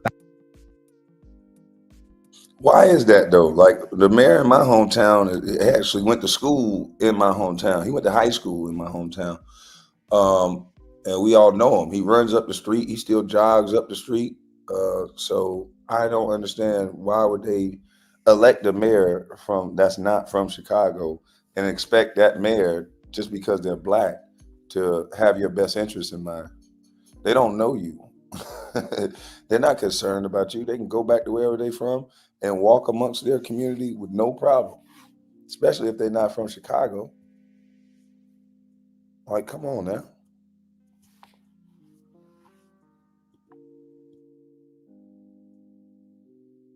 Thousands and thousands of votes throughout the city and beat 4 sitting elected officials who had more money and they were elected. Wow. Well, you know what? I see you winning a lot of elections in the future, man. I think it's great that you have your finger on the pulse of the problems of the city. The corruption is huge. You were talking to me earlier about, and I'd like for you to address some of that. What's going on in terms of the migrant issue? I've never been against immigration legally, of course, but if you look at what's going on illegally, it's crazy. And for everybody that warns me about Project 2025, I bring up Project 2034. And Project 2034 is, in my view, and they don't call it this, but Project 2034 is that they allow so many people into the country, they fast track them to citizenship, they give them the right to vote, and then your black vote is worthless. Your black vote is completely diluted because you can't have enough babies to outpace the number of people that are coming across the border every year. And what's fascinating to me, Jamal, is it seems to me that they've got us voting against our own interest, like literally voting in a way that's going to destroy ourselves. Yes. Can you kind of speak to that in terms of what you've seen on the ground in terms of what's going on with the migrant situation in Chicago? It is definitely happening. Right here in Chicago, as you know, over 7 to 8 million people have come across the border over the last few years. And it's an alarming number because it hasn't been that way in years because Biden, signed some orders that allowed for folks to claim asylum a little bit easier than when Trump was in office. And so they've been flooding the border every year of Biden's term. It at least been 1.2 million to 2 million people per year. And so the reason for that is because one, we've always, destabilized region. We know what America does in our foreign relations and what we do to other countries. We know that, which is why we know people always try to come to America.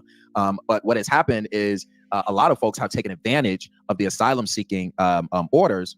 Carlos, no, right? That's not a comment. I mean, distract you. It's kind of funny. He's a comedian. Go ahead, brother. Go ahead. But what we've had was we have millions of people that are utilizing the law for their benefit. The new, because they're able to come over, claim asylum, and then go into sanctuary cities and receive all these resources. And what's happening is they're making phone calls saying, "Hey, you need to get to the border and make it here." And that has really driven a lot of folks over the border. And then what happened is the Republican governors who were forced to take care of them in Texas and Florida and other cities, what they've done is they said, "Listen, we got millions of migrants coming into our states, and we got to take." Because the federal government is not, people not understanding, federal government is not expending majority of these expenses. The states and the cities are. And so it'll be a different situation if the federal government was paying for this, but they're not. They're giving a very small percentage of incentives and resources to cities who take on folks who come across the border. And so what's happened is the governor said, "Hey, I'm sending these folks to sanctuary cities since y'all love these policies so much," which was a brilliant plan. And whether Democrat or Republican, I think would be a brilliant plan, in my view, of putting mayors to the test to say, since y'all sanctuary city, then y'all can have them because we spending a lot of money over here. And that's what's happened in Chicago. Our mayor has welcomed them with open arms, and he has taken money from the COVID fund. We still had COVID dollars left over. He took tens of millions of dollars from the COVID fund. Now we're at $1 billion deficit in the city right now. And so the next couple months, they're going to be raising our taxes because we have spent city dollars, hundreds of millions of city dollars on this crisis. And now we're in a deficit. And now the city is going to raise our taxes because they are taking care of them. When they come here, they get shelters. We're spending over $1 million in shelters each and every day. We're spending millions on food. We gave a $125 million contract to feed them and put $17 a day to feed them 3 times a day. The state has a program to give them 6 months of free rent up front. And so they spent over $50 million in free rent for the last 18 months. The county is spending money on county care for healthcare. The city is spending money on childcare and transportation to transport them around to school and to stores and to watch their children. We are literally pouring billions of dollars. We're well over $1 billion over the last 12 to 18 months. We're at least at $2 billion that we have spent on this crisis. While yet People in these communities have been begging for resources. 20,000 homeless youth, veterans that are homeless. We have been begging for the buildings that are vacant in our community to be turned into something, but they use those buildings for shelters for the migrant situation. When you see what has happened in the agenda that is unfolding, and then on top of that, our governor has signed a bill to allow immigrants to be police officers, to allow them to have driver's licenses. And so there is an agenda here. And that if Black people don't understand what's at stake, if Black people don't build economic power and rebuild Black Wall Streets and build political power so that we can have voices in these seats, if Black people don't start to buy land and buy homes and really take heed to what's going on, we will not have economic power or political power in this country. And if you think the racial wealth gap is large and keep getting larger, it is going to be the largest it has ever been over this next decade. I agree with that, and I'm gonna leave it right there, and y'all can watch the rest on Dr. Boyce Watch. There's about 10 or 15 more minutes left, but that's all I wanted to show of that. Let's show this video. Let's go take a blast from the past of when Roland Farton went at King Randall for seemingly no reason. Well, let me start off by saying you had me mistaken. I'm not a Republican. I do consider myself conservative. No. Actually, I didn't say Republican. I said you're conservative. Okay, mistaken. When you just had record turnout suppression bill. Sir. So please, King, founder of the X for Boys organization based out of Georgia. So King, explain why in the world you're conservative, correct? Yes, sir. So please explain to me why this bill, why Republicans are pushing for a voter suppression bill when last year we saw record turnout in Georgia, record turnout. So why would they want to restrict voting when you just had record turnout in Georgia? Well, let me start off by saying you had me mistaken. I'm not a Republican. I do consider myself conservative. No. Actually, I didn't say Republican. I said you're conservative. Okay. I said you're conservative. Right, absolutely. That's what I said. Right. Yeah, I was saying that because you called me a Republican on Twitter. However, with this particular bill. And I went back to watch that because, Roland Martin liked to talk so fast and overtalk somebody. When that person, he might be from Georgia, you might think they slow, but they done saw everything you said. So he like, no. If I could finish and land my plane, I'm talking about when you called me dumb and called me a Republican or whatever you said on Twitter. Because he does do that. He goes on Twitter, attack people, and then when they come up to talk to him, they trying to talk to him about everything he said. And then he was like, no, I didn't say that. I just said that just then. No, you said it. We all could look at the tweet. At the time when I did this first video, I went and looked back at it. You did call him a Republican.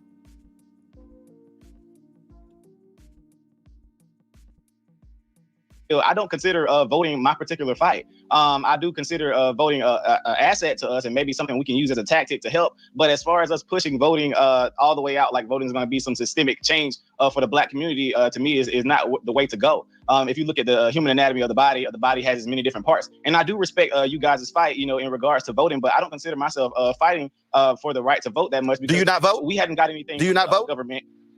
Yes, sir. I vote. Absolutely. Okay. So when you say you guys' fight, first of all, there are multiple fights, there are multiple issues we can be concerned about. Voting is one of those issues. Are you not concerned that Republicans in your state are trying to restrict access to the ballot for no reason other than they are pushing the lie that Donald Trump also pushed?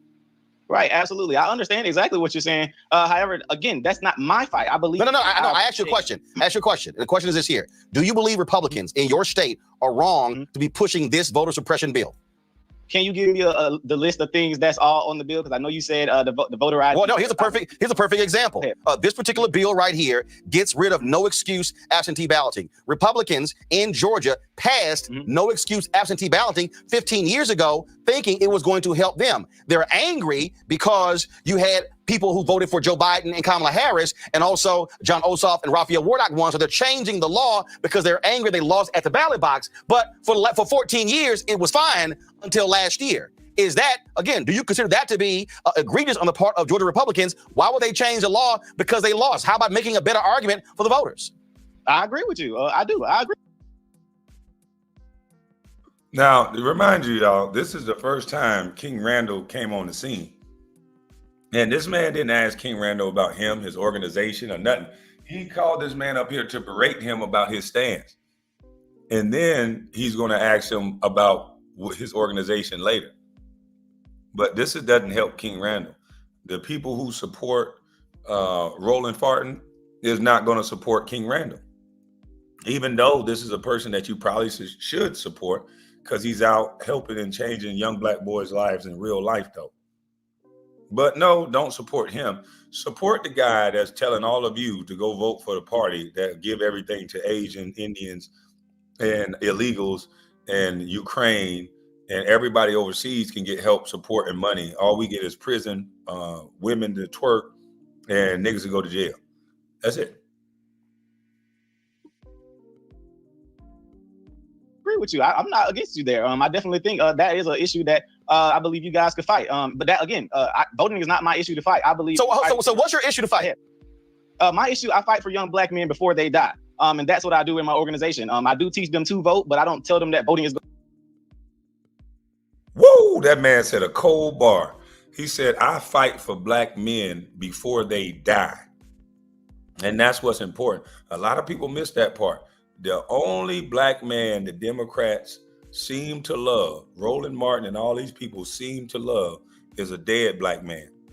They didn't love George Floyd before he died. If they did, George Floyd wouldn't be in the condition that he was in. He wouldn't have been trying to sell a fake $50. He wouldn't have been swallowing fentanyl in a car. If they cared about George Floyd the way they care about him now.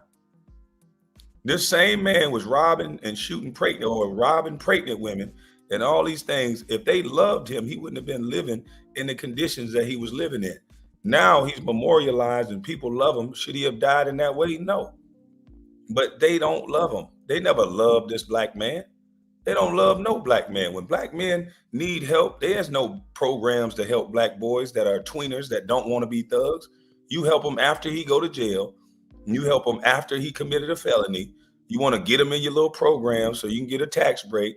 There's a lot of companies, they love felon black men because they can get a tax break for it. But before that kid gets in trouble, maybe he's overqualified if he's doing good, if he's making good grades.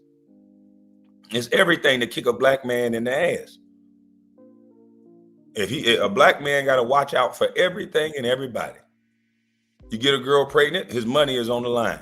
If a woman get pregnant, she gets money. Black man that don't want to join a gang, want to keep his head down and get to school, there's no programs to help him get to school. There's no money thrown at this man like these young boys like that. There's no jobs to keep these kids off the streets. You talking about $25 an hour for these grown ass people that already fucked up their life. What about $25 an hour for these young youth so they can get a job that they feel like they can make some real money so they can stop running licks and hitting scams and doing anything for money? So these kids can sound like they got some sense and have some responsibility to go to instead of just running around toting a pistol, trying to be as crazy and wild as possible. Because we know girls like to have fun. So whether it's going to be dangerous or not, some girl is going to go. Some girl is going to get pregnant by this man that's not going to be there. And then we're going to blame this man that already showed you. He didn't lie to you. He already showed you, hey, I'm irresponsible as fuck. Hey, I'm scamming. Hey, I'm selling drugs. In this lifestyle, they say death or in jail. We already know what this come with, but you're here. So how can you blame the man when he's showing you what he is? How can you blame him? And then there's no programs to help these young boys, none. And the very few that's designed to help them is designed to make them a sympathy case, not empower them. You don't help no young man by giving them some shit. You help him by empowering him to get his own. It's sad. But we'll give the Asians $26 billion and then we'll say, we'll get online and debate, well, how come the Asian community is doing so well? Shit, they got $26 billion. Hell, of course they're going to do well. How come the white people are doing well in society and not killing? Hell, they the one giving out money left and right. So stop playing. Give us the same opportunity to create and grow. That's all I've ever asked for. I don't give a damn about your racism. I don't care if you like me or not.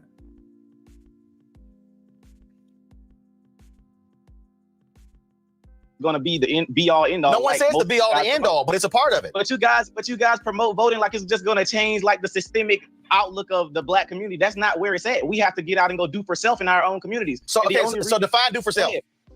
when I said do for self, you shared one of my tweets, my videos, and I was actually a big fan of yours, but you shared one of my tweets when I said black people need to stop begging the government and go and do for self out in our communities. You shared the video and called me an idiot. I didn't see anything idiotic about that statement at all. So when you say do for self, like what? Explain that. Okay, for example, here in Albany, Georgia, we complain about our school systems a lot. Many of our young men can't read. They have very horrible literacy rates. We don't have any rehab programs here for juvenile offenders. What I decided to do, I started a program 2 years ago, decided to do for self, and I started taking children into my home. I started taking custody of kids from juvenile court, and I started molding them and training them and teaching them skill trades, etc. Now I'm 21 years old. I just purchased a school here in Albany, Georgia to combat us being in the government-funded schools that are not teaching our children what they need to learn. So that's what I mean by do for self, simply getting up and going out and do it. So I beat the stereotype that I'm young, black in America, and I can't do anything because somebody's holding me down. Absolutely not. So a question. Teenagers went and me and some teenagers went and bought a school, and we just bought a school, but simply from going out and doing work, we decided to go fix our own communities. I'm not expecting anything from no politician. I'm not expecting nothing from Donald Trump. And this is why King Randall is so dangerous. This is why a guy like me is so dangerous. Because Roland Martin, he can't stand a guy like this. You know why? Because then what is his purpose? If a teenager, if a 21-year-old can go out and buy trucks, buy schools, and get together and lead young men, then what would Roland Martin's excuse be? He keeps trying to cut this man off because Roland Martin, although he's enriched themselves and although he talks a good game, but not many people can stand up against King Randall's resume. We talking about real life stuff. He has young men you can pull up on right now that he's teaching at a school that he's not hiding. You can donate to it right now. Roland Martin, what does he do? He tried to tell you to go vote. That's what he was saying. He tried to tell you that you got some blackity black coalition and some loyalty that you have to the Democratic Party. Otherwise, you're not black. Otherwise, black people should be against you. And for those black people, you got to understand the reason why these people are saying this. The only reason why they're saying this is because they're allegedly getting paid. Because there will be no other reason to say this. We all, as a collective, should be like, wait a minute. Chicago, New York, all these places. If there's not a time to see the disrespect that they've showed our community, the time is now. These celebrity boule clowns are getting paid, in my opinion. I cannot prove it. I don't know a receipt. I don't see a receipt. But I bet my life to a leaf that these people are being paid through jobs, sponsorships, and connections to say the things that they're saying. Because there'll be no other reason for them to say it. We all should be able to say, what the hell? We've been voting for you guys this whole time, and you give migrants $13,000 a month and not our black sisters that's been over here and their sons been dying in these neighborhoods that you guys call hoods or projects. These women been looted. Mama Duck lost damn near all of her sons in Chicago, if not all.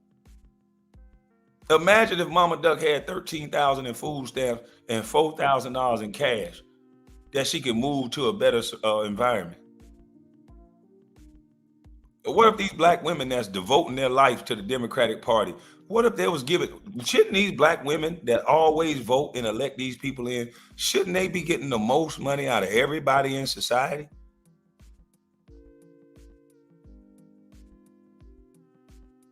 Shouldn't they be? I remember the government gave some funding to black women. They gave them like, what, 100 million, 200 million for something. But they gave the Asians 26 billion. So y'all still being sold out cheap. You're still selling your vote for cheap. We are voting in the people that's going to replace us. And I'm going to tell you something, black women. Once they get these Mexican women over here and they are allowed to vote, you guys next on the chopping block. You may not know it yet. But when they push y'all down with us, then how do you think black men are going to treat y'all knowing the way that y'all been treating us for years? Just imagine when they start firing black women to put in these Mexican women, and then you black women object and you think you still have strength. But they done built up Asian Indians. They done built up, they're building up this Hispanic community. And they're going to be twice the size of our population, boys and girls, or men and women. So what do you think is going to happen when they don't need your vote no more? They don't got to listen to you yell and shout and act like you got all the strength in the world. And then they push you back down with us and say, nah, go on down there with your nigga boys. How you think black men are going to treat you? And then now y'all are getting pummeled by XY chromosomes.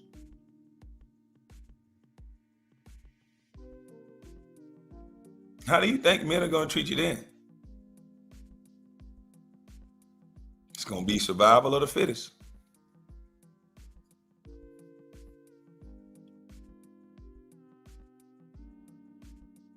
Joe Biden or nobody, we're going to go do it for ourselves. And that's what I believe we need to be doing. I can vote, sure, but nothing's going to change in our community. So you went to the juvenile court system. Is that not government? Absolutely. So when you say purchased a school, and this school is going to be what? Private school, charter school? What kind of school is it going to be? No, it will be independently owned. This will not be funded by the government. No, that's why I asked you. So it's going to be a private school? Yeah, absolutely. It'll be a boarding school. A boarding school. And then for the folks to be able to afford to send their kids to the boarding school, what kind of mechanisms are they using in Georgia? Their own funds? Are they using school vouchers? What are they using? 843 Mel said, KB, that's already happening here in Charleston. I'm telling you. They already show. I already see the signs of what they're teaching black women, what they're going back to. They're saying these are the women for the sex work. You know, we got Rich Sexy Red. She's already got money, and she gave AD and Ross some sex for money. And she said it on live, promoting this stuff. So you already know. You already know what it's for. And that's what I'm telling you. They're going to try to send women back to prostitution and men back to selling drugs. Selling drugs and drugging.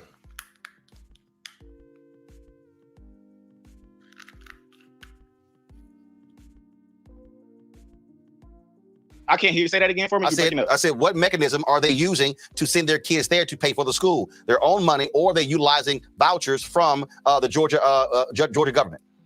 Absolutely. So for our school, we're financed completely by donors. We have many donors that have given yearly endowments to our school that will be able to pay for these students to come to our school for free. Many people believe in our mission, and we're making sure that young black men, where we live, where we don't have any rehab programs for juvenile offenders to even get out of jail and stay out of jail, we have people that believe in our mission that are trying to send children to the Extra Boys for free. We have many people that are trying to send kids to this boarding school to be able to take care of themselves. That's what I mean by doing for self. We got to simply get up and do it. So you don't believe that government policymakers play any role whatsoever in being able to impact the lives of black boys and others in Georgia? If we take them out of that government system, we don't have to worry about that. I keep saying, how is that? So no, hold on. So here's the question. Hold up. Here's the question. How do you remove someone out of a government system when we all live in government systems? Okay, being literal, absolutely, we all live in the government system. Absolutely. However, you can do things to remove most government from your life. How? As far as trying to get yourself out of food stamps, trying to get yourself out of welfare. You got to go work. You got to get jobs. You got to get out here and go and do it. So hold up. So I'm just curious. So if somebody doesn't have a job, are they not applying to government for unemployment benefits or insurance? Absolutely. So how can that person remove themselves out of government when that's what government provides? Absolutely. Well, my thing is trying to make sure you're not allowing the government to finance your whole entire life. As long as you're giving somebody the right to feed you, you're giving them the right to starve you as well. People are living their whole lives off the government systems. It was the day the government decided, well, we're gonna cut food. Man, and that's why I took it liking to King Randall. He's younger than me, but I said this same thing. I used to go to the hoods like, man, y'all got to get off this welfare shit, this and that. They'd say, your mama was on welfare. I'm like, yeah, my mama hated welfare because she knew every time they would find out, oh, you doing hair? Oh, you got a part-time job? Oh, you did this? And they would cut the stamps. And then all women, when you cut their stamps or cut their assistant, because you don't know if this side job going to be a long time, then they say, oh, well, you're off. So it keeps people in the same place. And it's a scary thing that somebody's giving you food. You're talking about a racist society that's giving you food and you're taking it. But on the next end, you say America ain't built for us. America is not for us. If America is not built for us, they're not for us, then why would you think they would feed us properly? We can't even get the food stamps and go down to the Whole Foods and not to buy low. We can't even get the food stamps and not sell them so we can go get hair and shit. But the moral of the story is anybody that has the power to feed you, they have a power to kill you as well. So you're putting the power of life and death in your oppressor's hands. That doesn't make any sense. If this is a racist country, why would you put the onus on someone else to feed you? Just saying.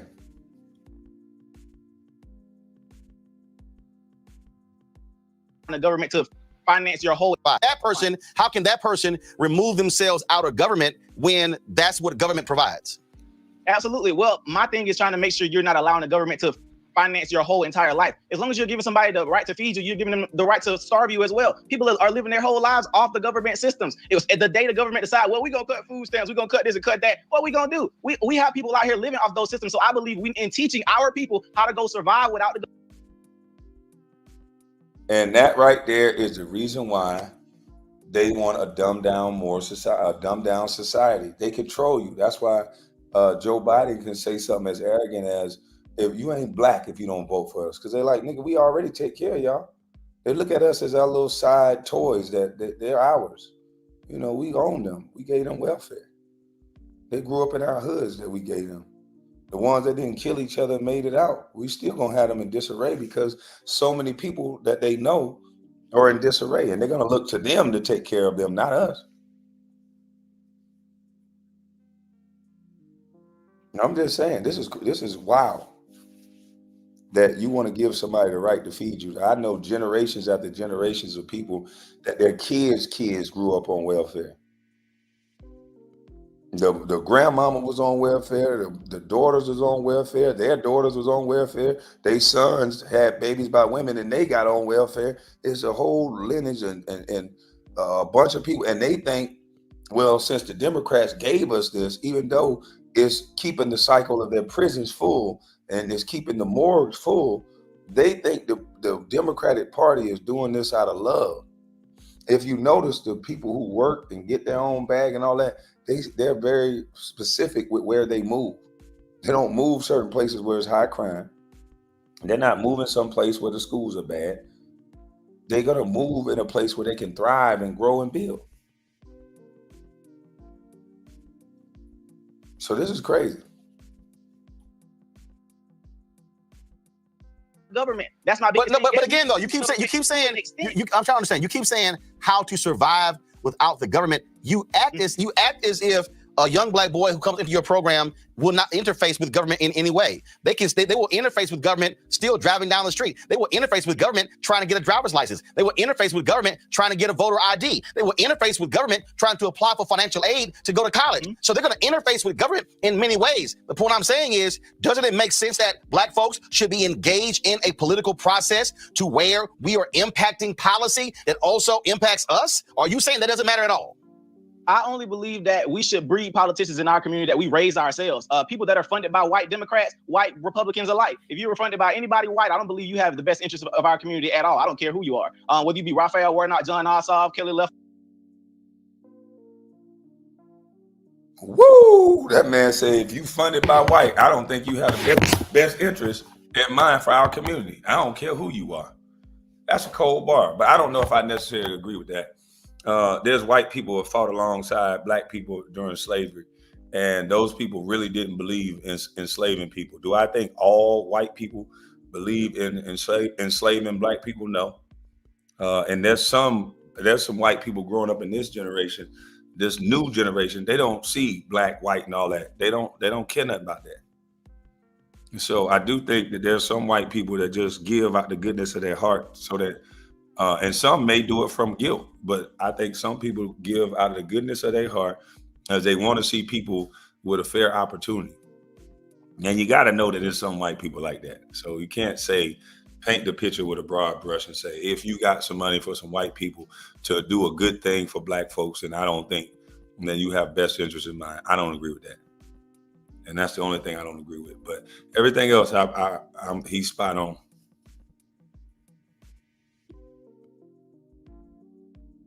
Or what's his name? I only believe that we should breed politicians in our community that we raise ourselves. People that are funded by white Democrats, white Republicans alike. If you were funded by anybody white, I don't believe you have the best interest of our community at all. I don't care who you are.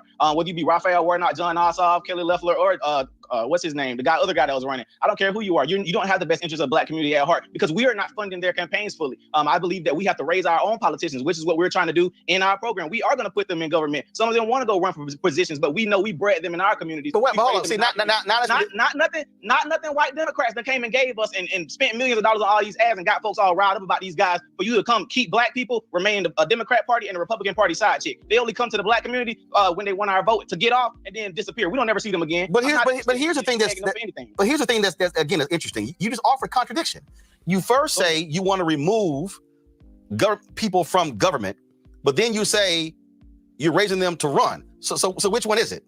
When I say remove from government, I'm saying keep as much government out of your life as possible. But how are you raising people to run for office? Say it again. How are you? Roland Martin, you got to let the man finish his sentence. He's saying keep the government out of your personal business, but he does understand that there's a government. He understands that there's a police force.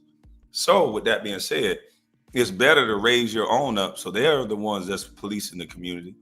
And if you're going to raise your own politician up, because I believe Kamala Harris was raised up by the Democratic Party. That's why she's in so many Black spaces, but not really Black. Same thing with Barack Obama. I think they were groomed to be who they became. They were strategically placed in Black groups and Black spaces because we know Black people want to know how down you is, and that's pretty much it. If you get some hot sauce and you get some fellatio in the White House, you're the biggest, blackest president, even though you white. You know, this man overtalks this man. He understands exactly what he's trying to say, but if you keep cutting somebody off, you can make a buffoon out of anybody. You're raising them to run. So which one is it? When I say remove from government, I'm saying keep as much government out of your life as possible. But how are you raising people to run for office? Say it again. How are you then raising people to run for office if you don't want folks involved in government? So here's the deal. Okay, how about this? So the young men that you're raising up to be in government, how in the world are they going to be able to be effective when you have Republicans who are passing voter suppression laws, and then you're saying, well, that's really our issue? Aren't they making it harder for the very folks you trying to raise up to get elected? I didn't say our issue. I said that's not my issue that I'm fighting. But like you just said you're raising up politicians. Again, that's for when the children, what they want to do. I'm not raising them directly just saying, oh, you got to go be a politician. No, for the kids that want to go in that area, I have mentors for them to go into that area. But shouldn't we be fighting voter suppression laws that make it harder for them to get elected? Mr. Roland, if you can't go get, what's the problem with Black folk going to get voter ID? No, the issue is not a voter ID. Okay. No, wait. Hold up. Stop. Hold up. You just said, what's the issue? If you live in rural Georgia, and you've seen the closures of driver's license offices, and you don't have transportation, then the question is, how are you then accessing it? In Texas, for instance, when Texas passed its voter ID law, they showed that 600 to 800,000 African Americans and Latinos were going to be negatively impacted by the voter ID law in Texas because of where they could go. In Texas, they said that you could not use your state-issued student ID at a state institution, but if you had a hunting license, you could. In Pennsylvania, when they passed their voter ID law, they required you to actually travel to an office to fill out a form to say you could not afford a license, an ID. You then have to go back home, and then once they certify that, come back. There was some 20% of elderly who couldn't do it. There are Black people in Georgia who do not have birth certificates who cannot get a voter ID. So that's just one issue with voter ID. But in Georgia, Republicans, hold up. That's just one issue. And in Georgia right now, Republicans want to make it a crime to hand. So Roland, wouldn't it be better? Because I'm trying to figure out if you can't go, you're saying these people are so destitute that they can't go get an ID. So I know it would be good for you, Roland, to, since you know all these people, why don't you give them rides to go get an ID? Why don't you go give them a ride to get an ID? You should create buses before this election to all these spots in rural Georgia and all these places you name. Since Black and brown people are so destitute that they can't get an ID, even though it's the law in most states that if a cop asks you for your ID, you have to ID yourself or they can detain you. But let's just walk around with no ID. Let's just don't have driver's license. You know, rural Georgia, you're going to go to the worst extent of whatever. In Texas, they can't get an ID. Then you guys should just focus on getting these people identified, focusing on getting them in identification. And that way we know who they are so they can vote. Because I don't think that's voter suppression to ask for an ID, considering the fact that there was deceased people on the ballot. With all the deceased people that's on the ballot every year and all the stuff that's going on, we should be able to put together in every state 2 months for the election. Hey, anyone that does not have an ID, that's what we're going to be working on today, getting you all IDs.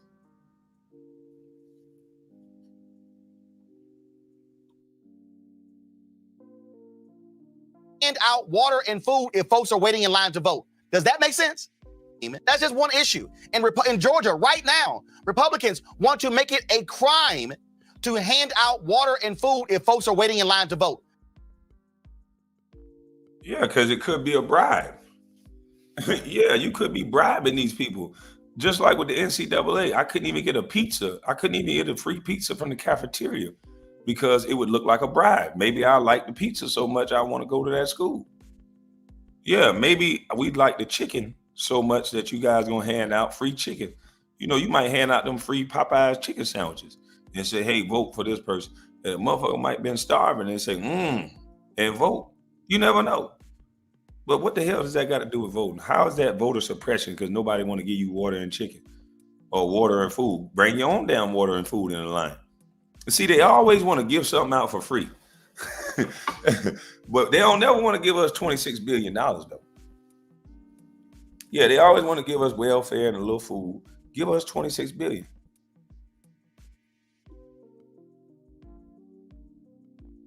Does that make sense? Okay, if they gonna do that, then how about before people go and vote, y'all go set up like you usually do and go hand it to them before they go get in line? It's a way around that. Hold up, wait. You do realize. Do you hear this man do all that talking and then say every time this man starts speaking? That's why King Randall is dying laughing, because he knows now this guy is a clown and he's just going to overtalk him the rest of the show. He knows that now. He told King Randall, hold on, wait. The man held on, waited. And then as soon as it's time for them to talk, he said something that makes sense. Why don't you guys set it up beforehand? There's ways around it.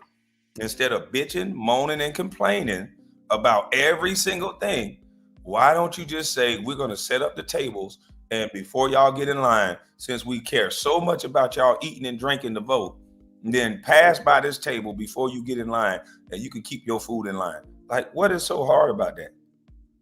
And right, yeah, it could be a bribe. It could be considered a bribe. You don't know where people are in life. If they can't go get an ID, then maybe they don't have enough food. Yeah, you don't know. But why sit up here and cry about something that's easily to be fixed? It's easy to fix that. But hold on, wait. Hold on, wait. Every word this man say, hold on, wait. Then how about before people go and vote, y'all go set up like you usually do and go hand it to them before they go get in line? It's a way around that. Hold up, wait. You do realize there were massive lines in Georgia and other states, but again, you still dance around my question. Why legislate handing out of water and food? Why? Well, I don't know. You got to ask them. No, you're the conservative. You in Georgia. Hold up. These are your lawmakers, not mine. These are yours. Mm-hmm. So the question is, how much sense does it make to outlaw water and food? I don't see why they're doing that. That's something. That's a question for me too. I don't understand why. So do you also think it's wrong for Republicans in Georgia to restrict voting on Sundays when they're specifically targeting Black people who do so to the polls? Is that good or bad? Well, I didn't see the law that said they're directly targeting Black people, but I would assume who votes on Sunday? More Black people are participating in voting on Sunday and so to the polls. Mm-hmm. That's targeting Black people. So you think that's okay? So you also think that's a bad idea, right? I would think that's a bad idea, but if that push come to shove, we got to vote on another day. If we really want to vote, we got to go make it happen.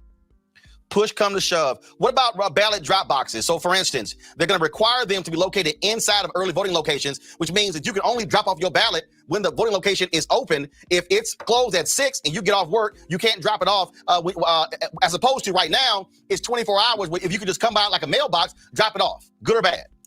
That's bad. I agree. That's bad. Okay, so that's bad. Absolutely, I agree. Got it. You also have, they restrict early voting buses to emergencies, meaning if you said y'all bought a school bus, right?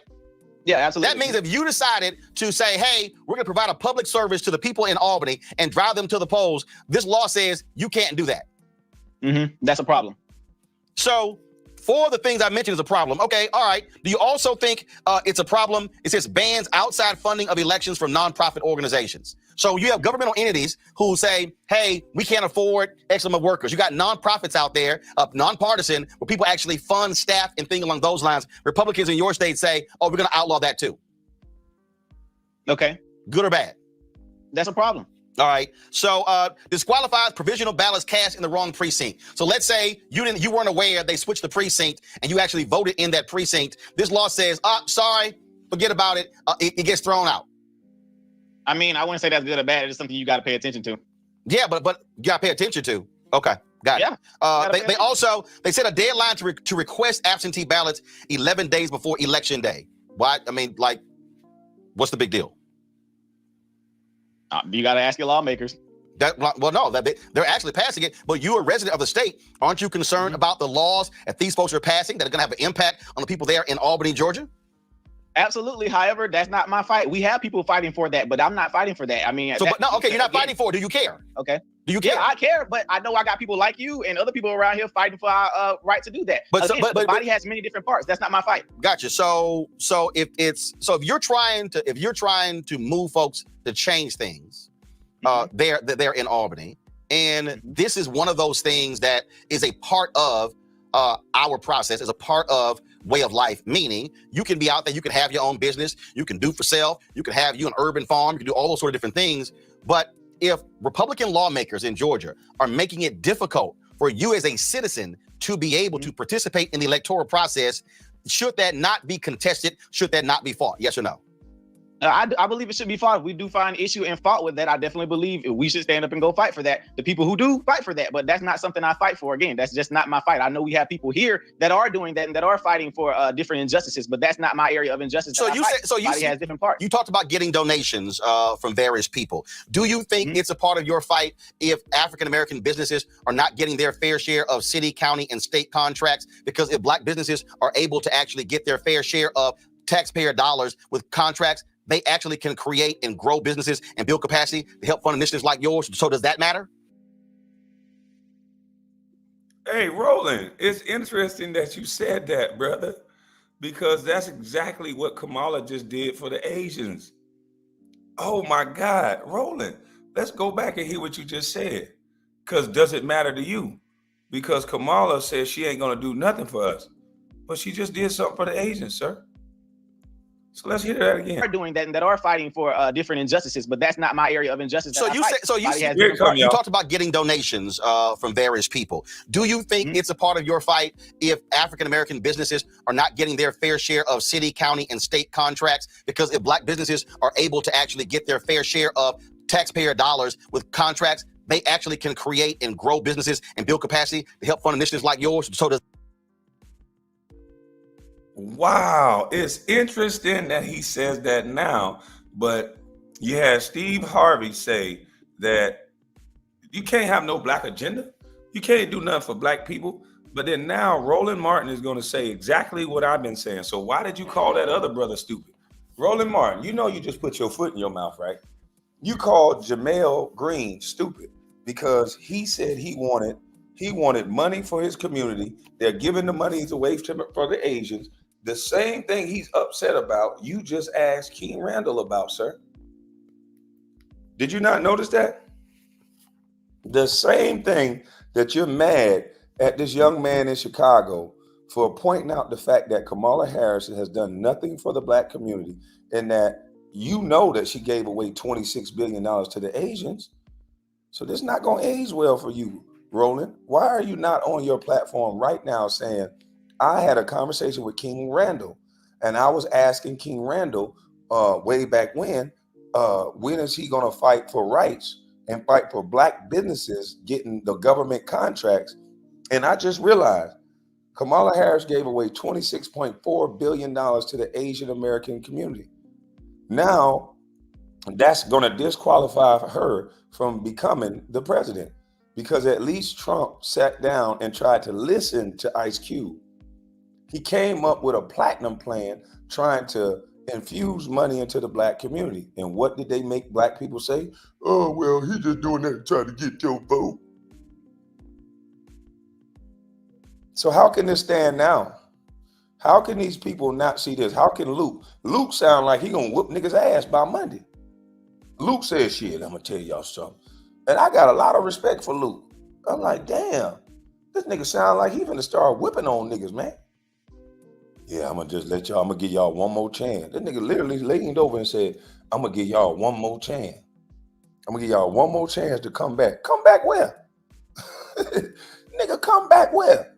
I'm gonna give y'all one more chance to come back. Now you're gonna get one day. That's it. What's gonna happen after that? Are they gonna start paying black folks that have a crew to hurt other black folks that don't?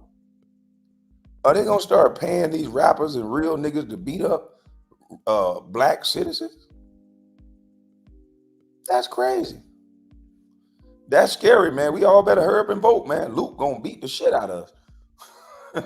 He gonna have a bunch of Miami niggas and Haitians kick our drawers in our ass because we don't like Kamala. And then these guys try to play so educated. That's ignorant as fuck. You have all these people trying to placate the education, play like they're educated. Educated people don't do that.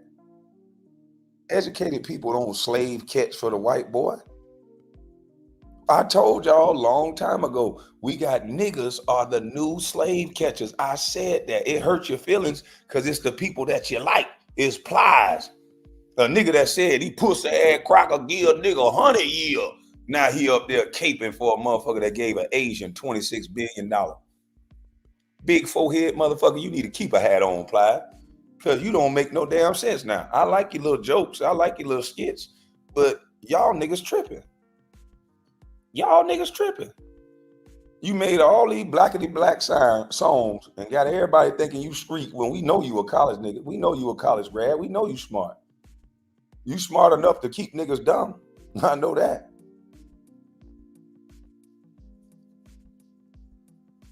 That's crazy, man.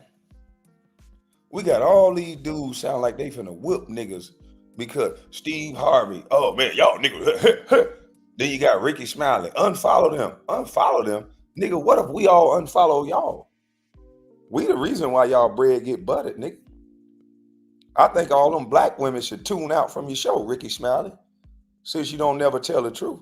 I think all them black women should tune out from your show because you never told black women that they gave $13,000 in food stamps. I guarantee you, if Ricky Smiley dress wearing ass, get up there and say, look here, I don't care what y'all say. We voting for AKA and all this other stuff, but I just want y'all to know that she gave black women, Mexican immigrants, $13,000 in food stamps and $4,000 in cash, and see how fast them black women turn on Kamala Harris' ass. Pliers don't get no goddamn pass. Don't nobody get no pass when they trying to control thoughts. When you trying to control other people's thoughts through your celebrity, you don't get no pass. He ain't said one of that lady policy because she don't have one. All that connecting with the black community through ignorance, nobody want to hear that shit. Fuck Plies. Now, I said it. Fuck all of them that's trying to tell black people, and I hate to sound so vulgar, but fuck every last one of them that's trying to tell black people they gotta do something.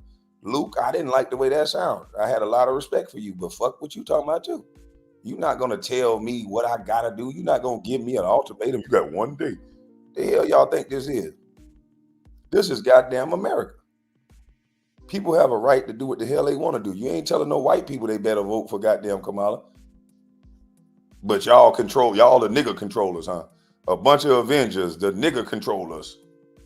Like, that shit is crazy, man. That's wild that black folks sit up here and fight about which white person they like. And Kamala is not no goddamn foundational black person.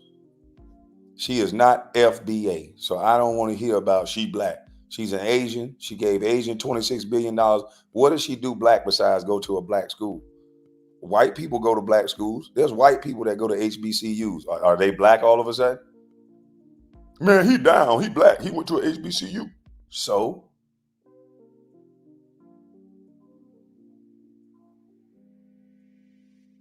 They never taught that rhetoric to the affluent neighborhoods. No. Yeah, these are the nigger controllers. We got a bunch of nigger controllers. Unite. That shit is crazy, man. You can't let a nigga do whatever they want to do without threat of violence, without threat. That shit sounded just like a threat. And I hope it's not a threat, because that would be stupid. What is that going to solve? Here's a brother who said he was a part of stopping the Tupac, or trying to negotiate peace from the Tupac and Biggie beef. But then here's a guy now basically giving black people an ultimatum, like, you better come back to the plantation now, boy. I'm going to tell Master you're leaving, nigga. Come back to the plantation now, boy. All these colleges named after white people. Howard is named after a white man. All these HBCUs, white people stuff. Come on, man. That's why them niggas so indoctrinated and crazy. A lot of them, not all. This nigga fighting for a home wrecker that slept with Willie Brown while he was married. A woman who locked up a black man, Jamal, what is it, True Love? A brother named True Love. I think it's Jamal True Love out of Oakland. Man got 50 years to life. They tried to suppress evidence. She lied about goddamn listening to Tupac. That she just trying to connect with black people so that she can get a vote. That ain't good enough no more. We don't want your connection. We don't want your friendship. We want the $26 billion that you gave to Asians. All these black, I agree with Roland Martin on this one. Look at what Roland Martin said. Look at what Roland Martin said. I want my money. Just like Roland Martin said, show us the money. He has different parts. You talked about getting donations from various people. Do you think it's a part of your fight if African-American businesses are not getting their fair share of city, county, and state contracts? Because if black businesses are able to actually get their fair share of taxpayer dollars with contracts, they actually can create and grow businesses and build capacity to help fund initiatives like yours. So does that matter? Yeah, absolutely. That matters. Yes. So, but that's also tied to government. So, so would you be willing to work with folks who are petitioning government to increase the capacity of black businesses in getting state contracts? Ask that question again for me. Would you be willing to fight with others to grow the capacity of black businesses to get city, county, and state contracts where they are being able to build their businesses? Because in America, prior to COVID, you had 2.6 million black-owned businesses in America. 2.5 million only had one employee doing average revenue of $54,000. Because of COVID, we lost 41% of black businesses. And so does that petitioning government matter getting those contracts to you? Man, that was a great statistic, Roland. And now that you did that, Roland, that's not going to age well, Roland, because now I'm going to be able to toggle back and forth between these two, Roland. And I'm going to ask you the same question, Roland. Roland, why are you not on your platform saying that you said these words? And now that you know Kamala Harris gave out $26.4 billion, then why can't you ask Kamala Harris, does she? Those are the questions that you need to ask Kamala Harris, sir. You should be all up in Kamala Harris' grill about this right here. Talk to one owner about what small businesses need right now. Inside San Francisco's Golden Gate Fortune Cookie Factory, you'll see a lot of history. Fortune cookies are an American product. It's a San Francisco invention. And a lot of freshly baked treats. We have to pull each cookie by hand. Owner Kevin Chan says it takes long hours and a lot of hard work to run a 6-year-old business. To save on labor costs, his mother, the woman in purple there, often helps out. The COVID emergency may be over in California, but Chan's business and many others in San Francisco's Chinatown are still hurting. That's what a few of them told Vice President Kamala Harris today. Chinatown community needs a lot of help. Chinatown actually got hit the most and recovered the latest. Chan told the VP, as an AAPI business owner, we struggle. So she was able to tell the AAPI business owners to meet with her, and they were able to tell her that they are struggling and they need what?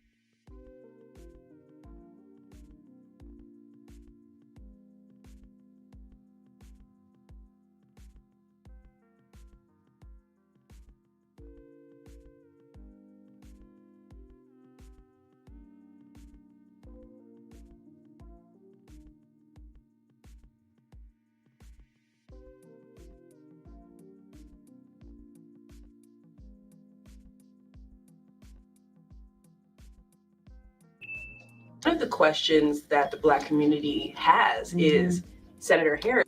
If you are president, what specifically would you do with the thousands of people who try to reach the United States every day and want a better life through asylum?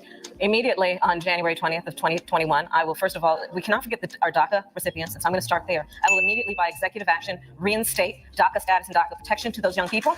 I will further extend protection for deferral of deportation for their parents. I will also immediately put in place a meaningful process for reviewing the cases for asylum. One of the questions that the Black community has is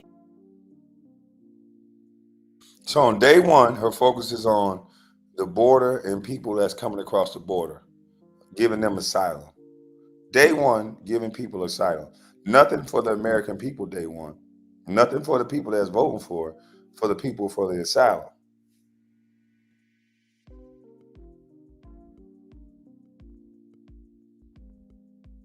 Master Kamala has Ricky Smiley in the house while other blacks are on the field, or in the field. Salute to you, William. Salute to everybody who super chatted. But this is crazy, man. This is crazy, B. is Senator Harris, if you are elected president, what would be your agenda for the Black community? Right. So I'm not gonna sit here and say I'm gonna do something that's only gonna benefit Black people. No. And she really showed me and demonstrated to me that she cares about our people passionately. No, she demonstrated that she cared more about her people passionately. Not with lip service either. The Biden-Harris administration bragged about the tangible benefits they delivered to Kamala's people. See, she said she wasn't going to do anything specifically for Black people, but she's done a lot specifically for her AAPI community. She got her people over $17 billion in government contracts in 2022 and increased that number by $2.7 billion, giving them $20 billion in 2023. This wasn't for everybody. This was special set-asides for Asian American-owned businesses. Kamala continued to support Asian American small business owners by providing their small businesses with $6.4 billion in funding in fiscal year 23. That's $6.4 billion with a B. Yeah, $6.4 billion in just 1 year alone, 2023, that went directly to Asian American owned businesses under the Biden-Harris administration. They bragged about this to the Asian American community. So look at 2023 alone, just 1 year. That's a total of $26.4 billion allocated directly to Asian American owned businesses. Kamala's people. That wasn't for everybody. It was specifically for them. Money. How y'all find money for them? Yeah. But you can't find money for us. Specifically for them. Money. How y'all find money for them? Yeah. Total of 26.4. Hey, Odom, you can share it on the next live, but you could come up and put it in the back chat, or you could put it in the private chat, and then I'll just be able to play the link on the video, because I got a bunch of videos I want to play on the next live. But that's going to be on my main channel. But yeah, this is sad, people, because it's so many people that don't want to hear the truth. What do you mean she gave away money? Can you share your source? Can you check your source? How come you don't check your source? She gave $20 billion to the AAPI and federal contracts in 2023. One was in 2022, and the other one was in 2023. $6.4 billion in 2023. So that brings a total of $26.4 billion. I got the one from Grant Cardone. This video has just been a little long, so I'm gonna play it on the other. Yeah, I saw that. I went and looked that up right when you said it. I said, "Oh shit, Grant Cardone said this." Yeah, she think you're an idiot, but it's gonna help Florida. He's right. It's gonna help Florida and all these places, because once these people get into these houses and these homes, it's gonna protect the people who own the home. There's just gonna be a lot of foreclosures again. But there's gonna be a lot more Black women crying because all they wanted was a Black woman in. But look at this Black woman crying.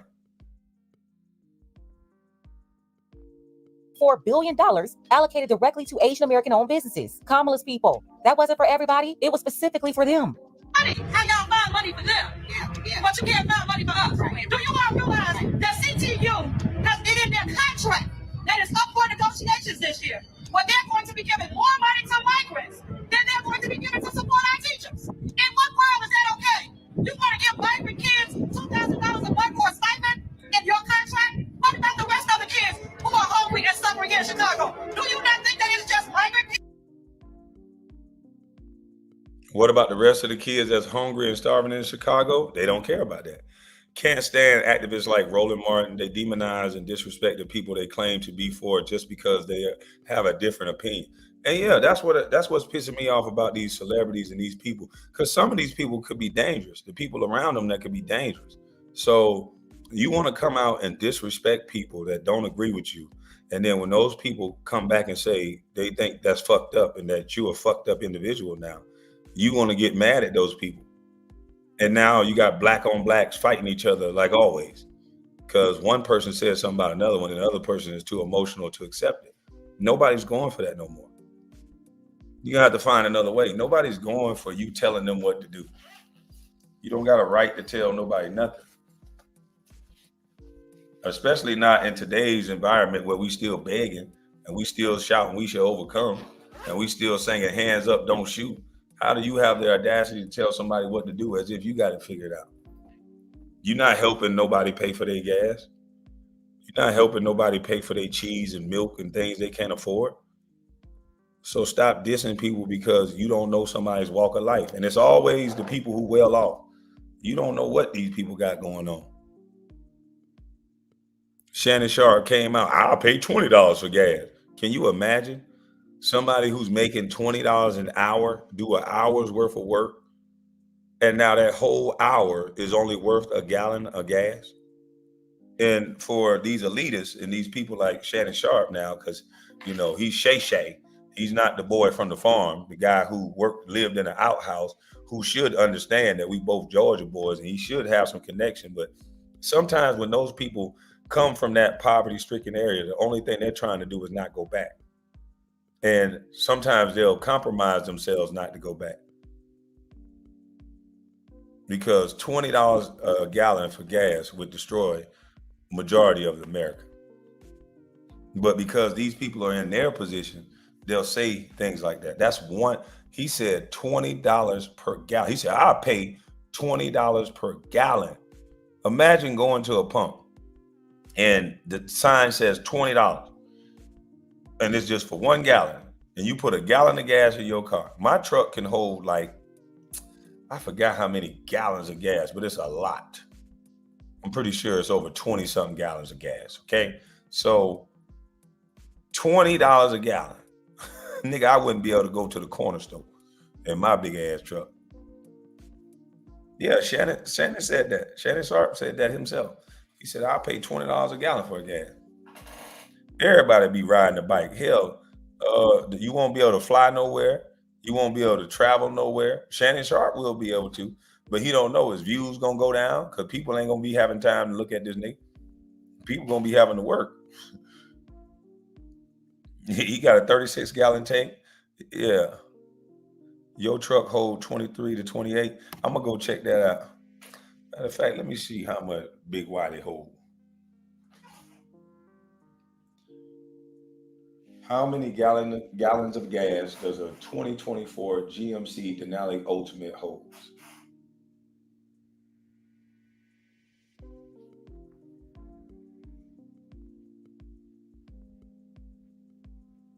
My truck hold 36 gallons.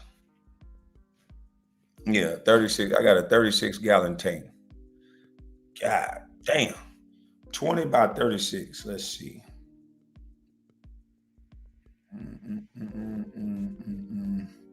It would cost me $720 to fill up my tank. Man, I'll be out here robbing niggas. Shit.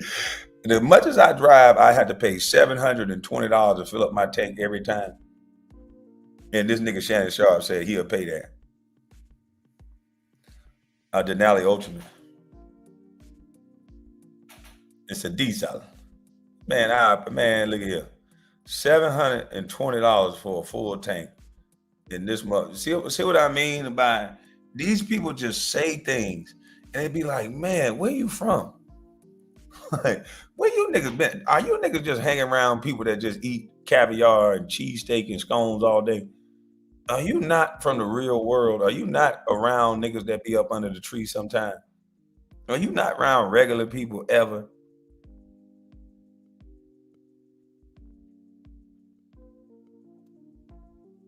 Lil Whitey got a V6 in it. Oh no, there ain't no V6 in Lil Whitey. No, that ain't no. That's a big boy, Big Whitey. Oh yeah, if gas is $20 an hour, then diesel will be like 30. You right. So we're gonna have to do, if gas is $20 an hour, diesel is usually a couple dollars more. So let's say diesel is at 25. It's usually $5, $6 more. Let's just say diesel is at $25. 25 bucks times 36. That'll be $900 a tank. Oh shit. I'd have to pay $900 just to drive 4 hours. Just to get to Brunswick, I had to pay $900. God damn. You a celebrity, you'll be all right. Man, y'all crazy as hell. I'd be out here robbing motherfuckers. Look, I come to your house, you be like, yeah, that nigga Kwame a celebrity. He can come over. I be done stole your truck, took your shoes. $900 a tank, as much as I drive? Come on, dog. I'll be spending everything on driving.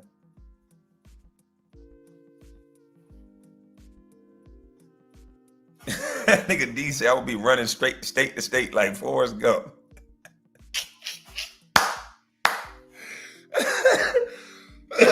Man, shit. Oh, I'm stealing bicycles and all, nigga. I'm stealing everything to sell it if fuel go that high. Yeah, that's a plane ticket. But imagine how the plane ticket's gonna be. Because if you gotta fill up your truck at that rate, then you gotta fill up a plane at that rate. So nigga flying to Miami gonna be goddamn $2,600 from Atlanta, nigga. On a coach seat by the bathroom. It's gonna be $2,600.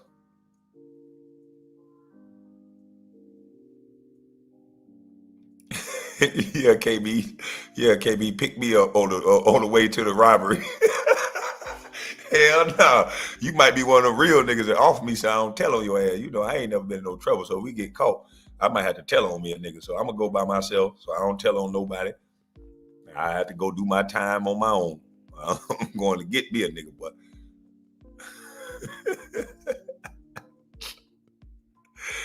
Yeah, boy. Hell to the no. Uber rides would cost $300. It won't be no more Uber. They'll shut down Uber. Wouldn't be no more Uber. They couldn't afford to Uber nobody. They driving their own car. Their whole Uber check will be in their tank.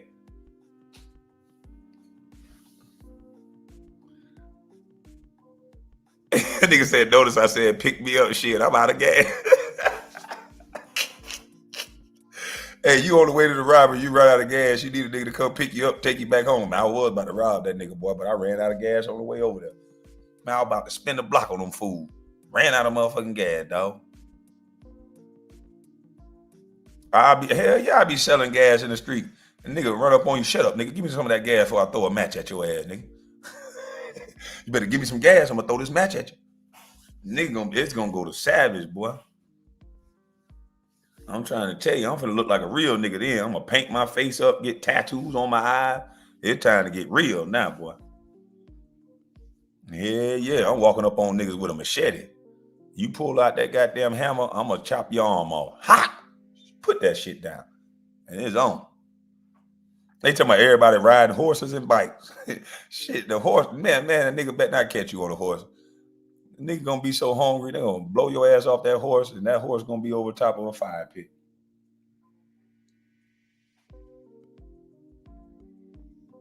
I'm trying to tell you.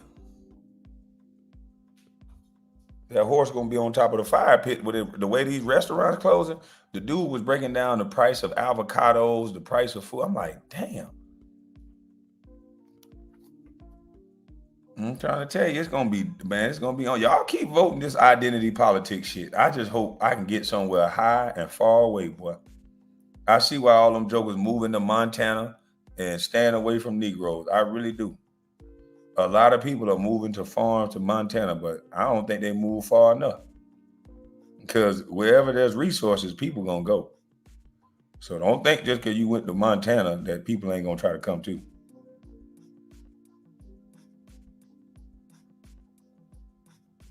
Oh Lord, they got Tyrese crying now.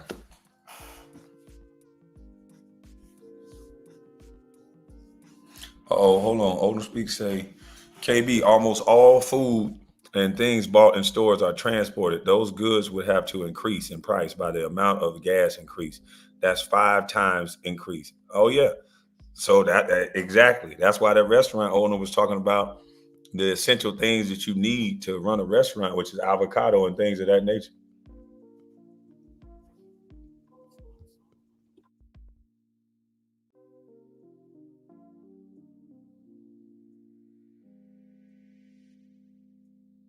But yeah, $20 a gallon. His dumb ass won't get steroids.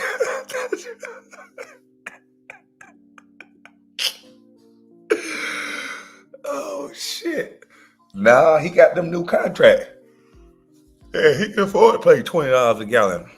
He got them new contract. Those semi trucks wouldn't make it. You'll see Fast and Furious heists everywhere. Man, listen, them Haitians and everybody. I ain't gonna just say Haitians. I don't want to single them out. But hell, I act Asian. There'll be a lot of people robbing motherfuckers then. But yeah, man, that's my time, man. I will be back. I'm finna I gotta go wash Big Whitey, and I gotta let order out. Then I gotta wash Big Whitey, and I gotta get some business about myself. So y'all have a blessed day, and I'll be back at you. I'm gonna go live again. I got a bunch more videos from my main channel. We're gonna keep cracking at this thing. We gotta talk politics, and sports. But let's get it. I'll see y'all later on today. Well, not even later on. It'll be probably like an hour or so. I just gotta finish up a few things, and then boom shakalaka, we'll be back. These are some of the channels I watch. Y'all have a blessed rest of your afternoon. I'm up out of this thing. Hey, and don't let nobody tell you how to think, how to vote, how to nothing. You the one got a life to live. All right, well, I'm gone.